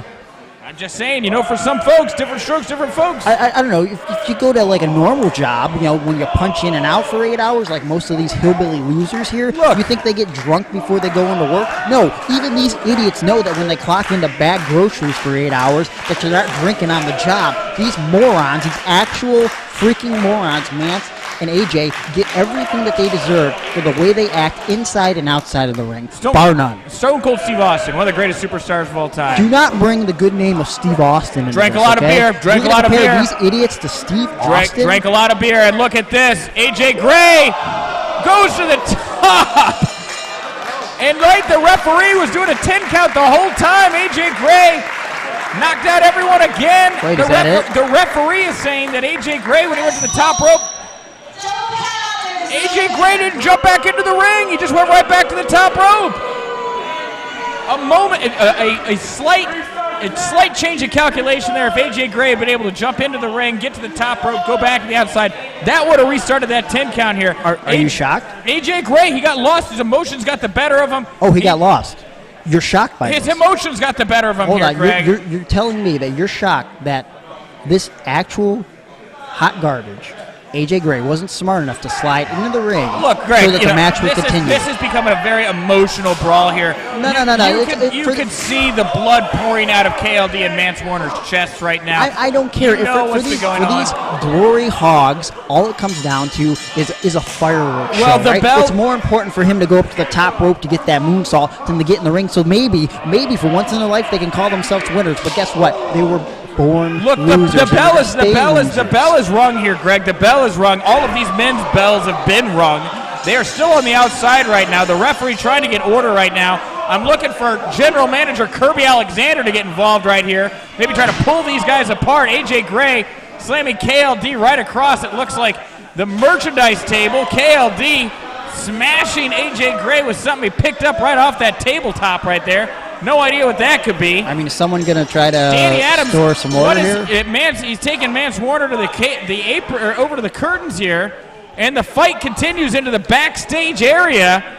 AJ Gray, you can see his feet barely tucked out there, and look, you can see Danny Adams through the curtain there, still attacking Mance Warner, and KLD getting pulled away in the back. And Greg, what we just saw was, that was an intense battle there. I was really surprised that Mance Warner and KLD weren't able to stop themselves with all those chops. I could see welts. I could see like Twinkies forming here from those big fingers of Mance Warner coming down on KLD right across his chest right there. That's a level of unprofessionalism that I never thought I'd see in Black Label. And I'm ashamed of management right now for not taking control of that situation. Well, and quite frankly, if something doesn't happen to Mance and AJ for the way they're conducting themselves tonight, and they're just blatant stupidity, I think this is a very telling sign of where the tag team division is right now in Black Label Pro. You got a lot of competitors right now that really want to beat the tag team right now in Black Label Pro. You have Mance Warner and AJ Gray. They're in there against an established tag team like #NoNewFriends, and they say, we've got to send a message to these guys. We got to go out there and show them that we're not going to be pushed around. And maybe it did go to a draw here tonight, Greg, with both teams being counted out. But I'm sure that we haven't seen the last of these two teams, and now you've got Mance and AJ with a little bit of a psychological edge, knowing that they're going to do whatever it takes just to beat these men down, just to destroy them. And that is very important, especially considering that you've got Markus Crane and Eric Ryan waiting in the ring, two of the scariest guys in this locker room. Scariest or smelliest? Scariest. General Order 24. Those guys come from the land of gusset plates and thumbtacks. I don't know if I'd want to be either #NoNewFriends or AJ Gray, Mance Warner going up against a tandem like that. Look, Mance and AJ are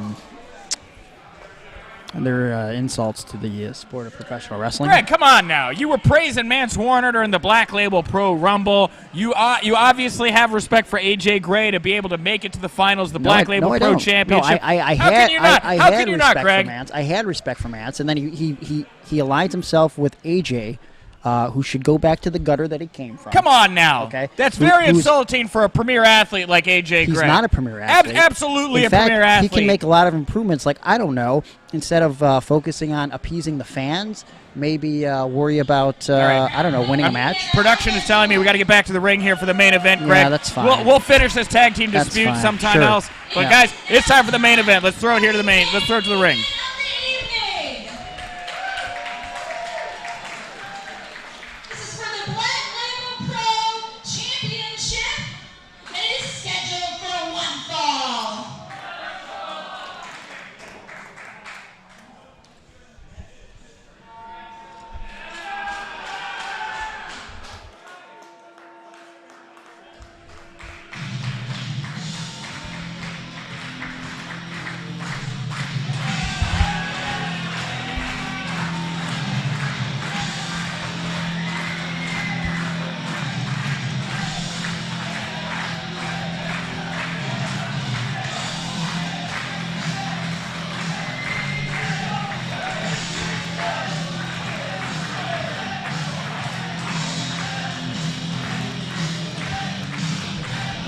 Nick effing Gage, current Game Changer Wrestling champion.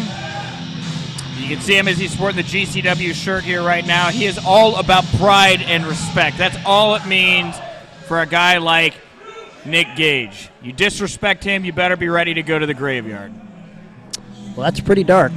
Took that to a real dark place, man. I'm just saying, I mean, we can get into it here, but, I mean, Nick Gage is nothing to trifle with. And Filthy Tom Lawlor is a very scary man as well, but in very different ways. Look at these two four-eyed goofballs he's got with him.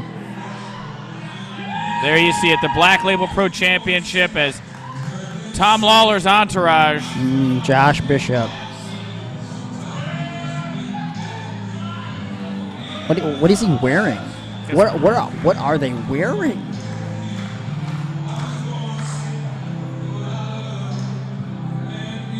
Looks like they're demonic nuns.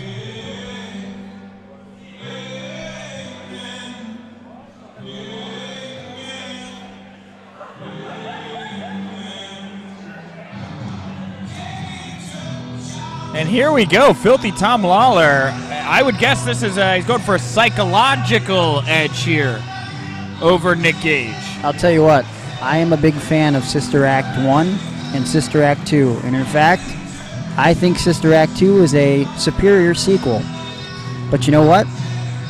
I'm not a fan of this right now. I'm a little disturbed.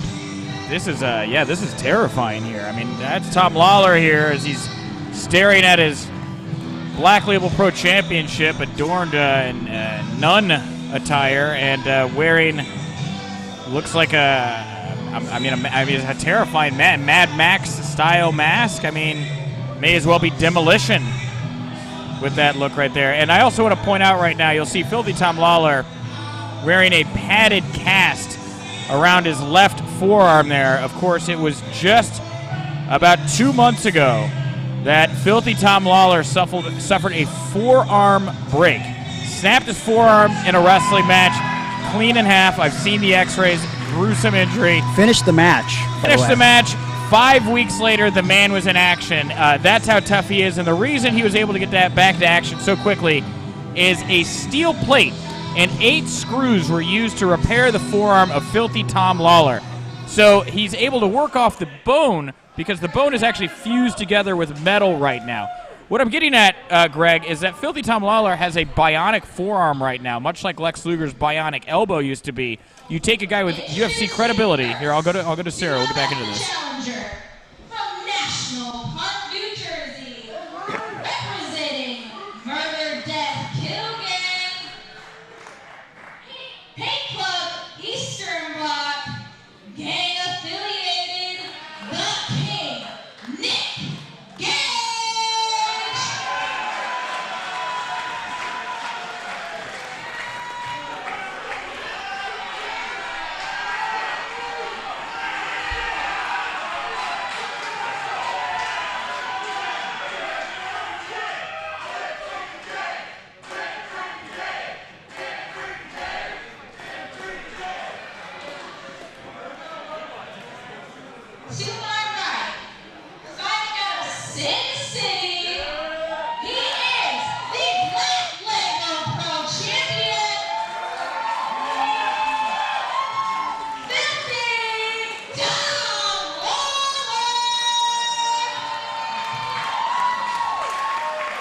get back to Filthy Tom Lawlor here now that the ring intros are done. So like I was saying, Filthy Tom Lawlor has a steel plate and 8 screws in his forearm right now. Now you can see him safely wrapped up there in that padded cast he's wearing on his left arm. But Filthy Tom Lawlor is a UFC-level competitor. He is the real deal. He is a scary man that doesn't need a weapon to break you in half. Now, you replace his left arm with a steel pipe, Greg. He makes him that much more dangerous. Yeah, it's a difficult situation, but Nick Gage has been hit with every weapon that you could ever imagine and has been through some of the worst and craziest matches I've ever seen in my entire life. So I doubt that Nick Gage is going to back down from a guy with a supposed bionic arm. Well, and that's the thing is these guys have such vastly different backgrounds. Tom Lawlor, purebred, UFC level athlete.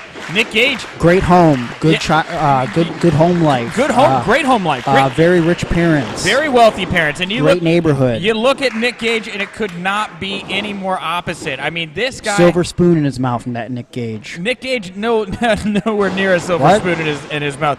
Nick Gage fell on such hard times years ago. He tried to rob a bank and did actual time in prison. That's the rumor. I didn't. That is a fact. I haven't been able to confirm that. He is street tough. Is Nick Gage? And really? Yes. Nick Gage is a very scary street tough man.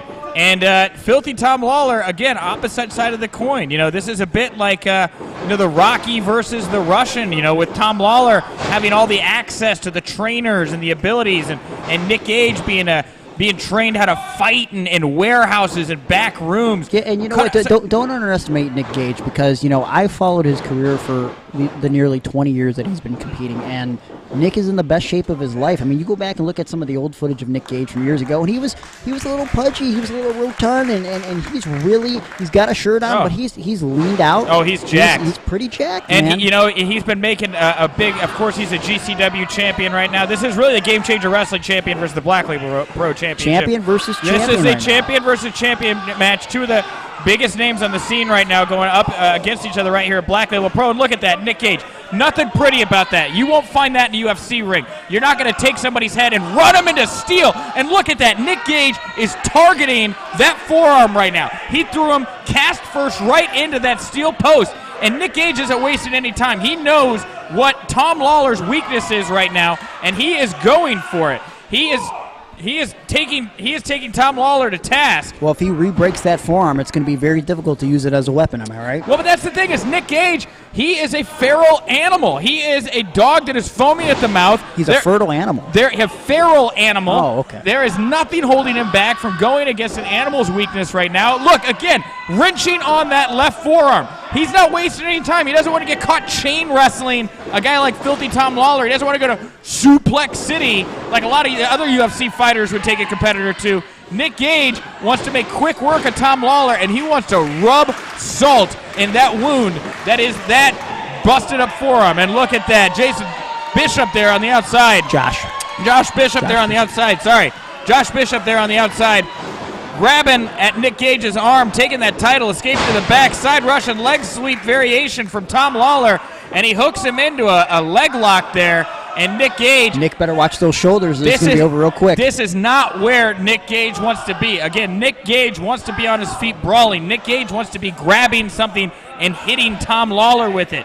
He doesn't want to be on his back. He doesn't want to be tied up in knots and holds. That is Tom Lawlor's backyard right now. Yeah. And Nick Gage is going to need to find a way to get out of this. You can see him reaching for those ropes right now, trying to get this hold to be broken by the referee. And, this is the situation where Tom's going to want to drag this match out as long as he can, because the longer it goes, I feel like it goes in Tom Lawlor's favor. I feel like even though Nick is in great condition compared to what he used to be over the years, I mean, Tom is trained for the long game. I mean, he's been in some long fights and big fight situation. If he has to drag this out to tire Nick out, he's going to do just that.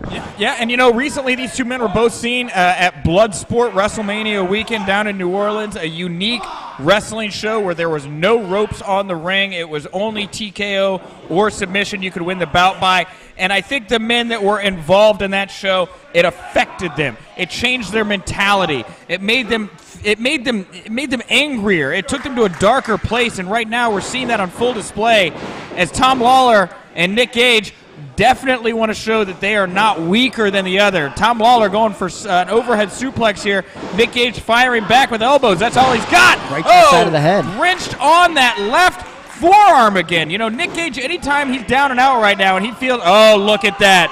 Nick Gage ripping off that cast, exposing that recently broken forearm of Tom Lawlor. He has a steel plate and 8 screws in his arm, and Nick Gage is trying to re-break Tom Lawlor's forearm right now. That is sick, Greg. Well, I hope that is sick. Hope Tom doesn't have any plans tomorrow, because he might be spending his evening in the ER. He is wrenching on that arm in the corner. They're wrapping it around Well, I mean, the rope. What do you expect? I mean, look, also, like, I get it. He's got a broken arm. He's got to put a cast on it, but you're also He's kind of putting a trying to- bullseye on that. It is an arm that is healing right now, Greg. He's trying to re-break that arm, wrenching back on those fingers, applying even more pressure. And look it, you can even see barely Tom Lawlor's. No, Nick Gage, do not ref. Oh! That's what you got to do, man. Come on, ref. That's what you got to do.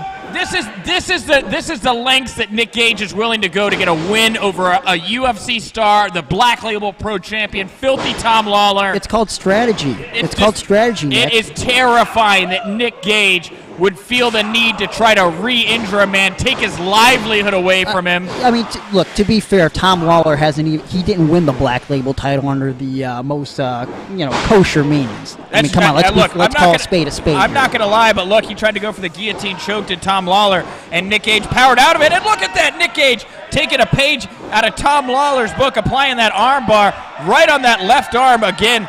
That is Tom Lawlor's weak arm. That is the arm that has a steel plate, 8 screws in it. I was looking at it earlier. Tom was walking me through the recovery he's been going through. I touched the arm. I felt where the break was. I felt the steel plate underneath that man's skin. It is disgusting that Nick Gage would be going after Tom Lawlor's injury like that, ripping his cast away. Well, so where would you say that he should be working right now? I mean, look, again, it's a bullseye on his arm. For him to go for anything other than that arm is unintelligent. I'm not saying there's anything wrong with the strategy, Greg. That's what it sounds like. I'm just saying the viciousness of it. He took the cast off. No, you're trying to paint Tom Lawlor like a saint, okay? Like, what goes around comes around. You know what I'm saying?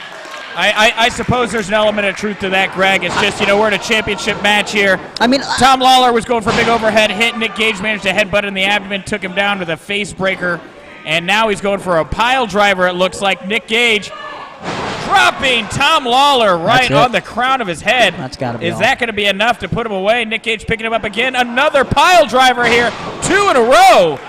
This is what Nick Gage knows he needs to do to get one over on a guy like filthy Tom Lawlor. And is he going for a third pile driver here? No, into a power bomb. Right on Tom Lawlor was able to kick out of it. Nick Gage with a choke slam over the back of his knee. Choke breaker. Jesus. Oh, he's finished a lot of guys with that choke breaker, but Josh Bishop with the pull there. Pulling the ref. Yeah, Josh Bishop able to pull the referee out of the ring, and Nick Gage is pissed. Nick Gage is not interested in having some little snake on the outside interfere in his match, cost him a big championship match like this. I mean, right now, if Nick Gage is able to pick up the victory over Tom Lawlor, he will be the GCW and Black Label Pro Champion, and you got to know that's Nick Gage. He's all about that bank money, and he wants to put that money in the bank, and and another big victory, another championship is going to do that. Nick Gage is prowling around the ring right now. He's after Josh Bishop. Josh Bishop, you can see, it looks like he's begging, praying, trying to stay out of Nick Gage's way. But Nick Gage, again, prowling him like an animal that smells blood.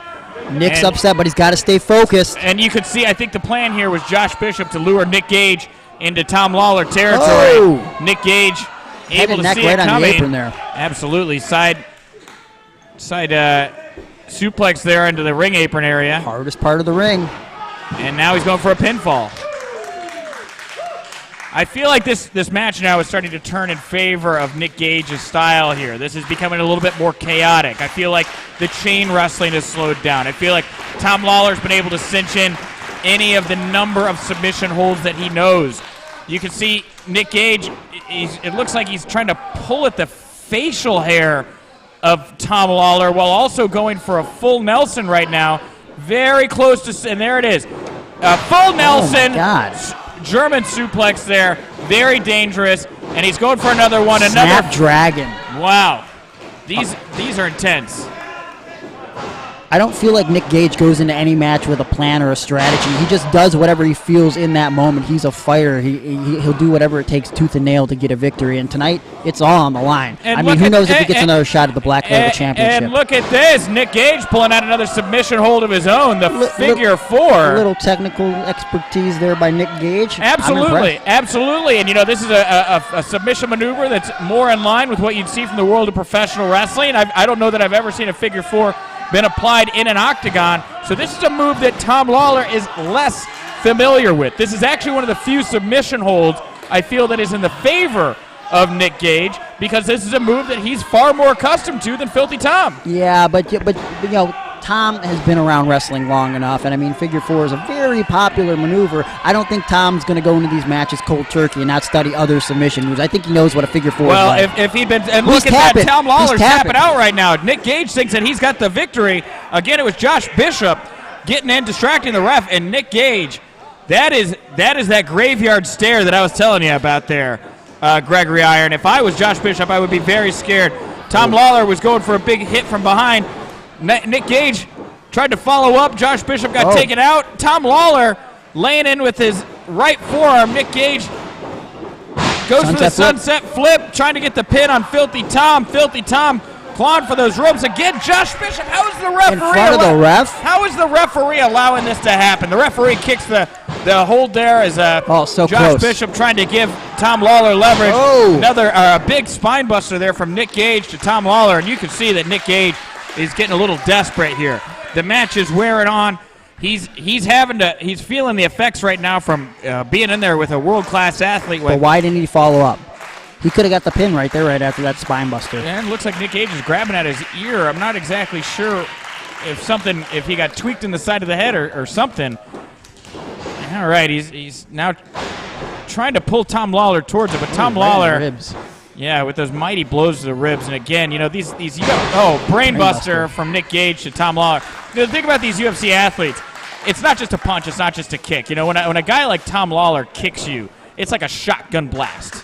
Oh, absolutely. But I mean, again, you got to remember the hardcore deathmatch style that Nick Gage is accustomed to. So he just doesn't take kicks and punches to the head that feel like shotgun blasts. I mean, this guy has been hit with trash cans and chairs, and he's fallen through glass and off of cages. Absolutely. He's been through some of the worst you could see in this industry. I don't think Nick Gage is going to back down from a couple punches and a couple kicks. Well, and a drive-by kick there from Nick Gage to Filthy Tom.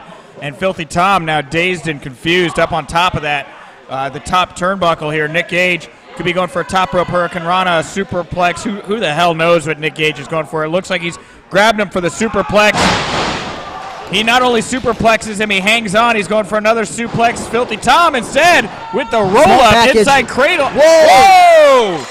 That's it. Wow, all she wrote. Filthy Tom Lawlor able to get Nick Gage into that small package. And you can see Josh Bishop coming into the ring. He's saying, hey, Filthy Tom. Filthy Tom, you've got the title back. Wow, that's incredible. Out of nowhere. I mean, it was a great bout, great fight. Nick Gage. What a match, though. Gave it his all, but again, Nick Gage, more of a street fighter. I can't believe Lawler's on his feet. I mean, he took a hell of a beating from Nick Gage. I think Filthy Tom Lawlor. I think he caught Nick Gage off guard there, and honestly, I don't think Nick Gage. I don't know that he thought that was a 3 count. Wait, Raw. We've got the GM here, Kirby Alexander. Of the Black Label Pro Championship. I know you just had a hell of a match, okay? So I was trying not to keep you out here much longer. We have some business we have to discuss. Got a call earlier today. Jordan Grace, you know, want a shot anytime she wants. Oh my God. Oh my God. Right? Jordan? She's tired of waiting. So, your next title defense will indeed be against Jordan Grace. Yes. Look at that, folks. Jordan Grace has decided to be the next contender against Tom Lawlor. Must be July is our next show. Yes. I can't wait. Whoa! What? Whoa! Oh my God. Whoa! Nick You know how I feel about Jordan Grace. Jordan Grace is in the house, and Jordan Grace. Yeah. Oh, that's my girl. That is my girl.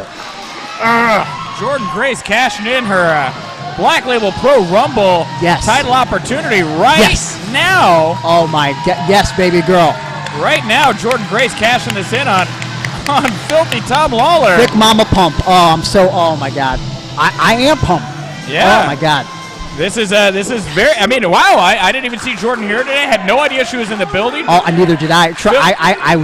Filthy. I've been sending her some DM. Oh my God. Filthy Tom Lawlor clubbing Jordan Grace in the back of the head. I can't believe she didn't tell me she was going to be here. Jordan Grace is.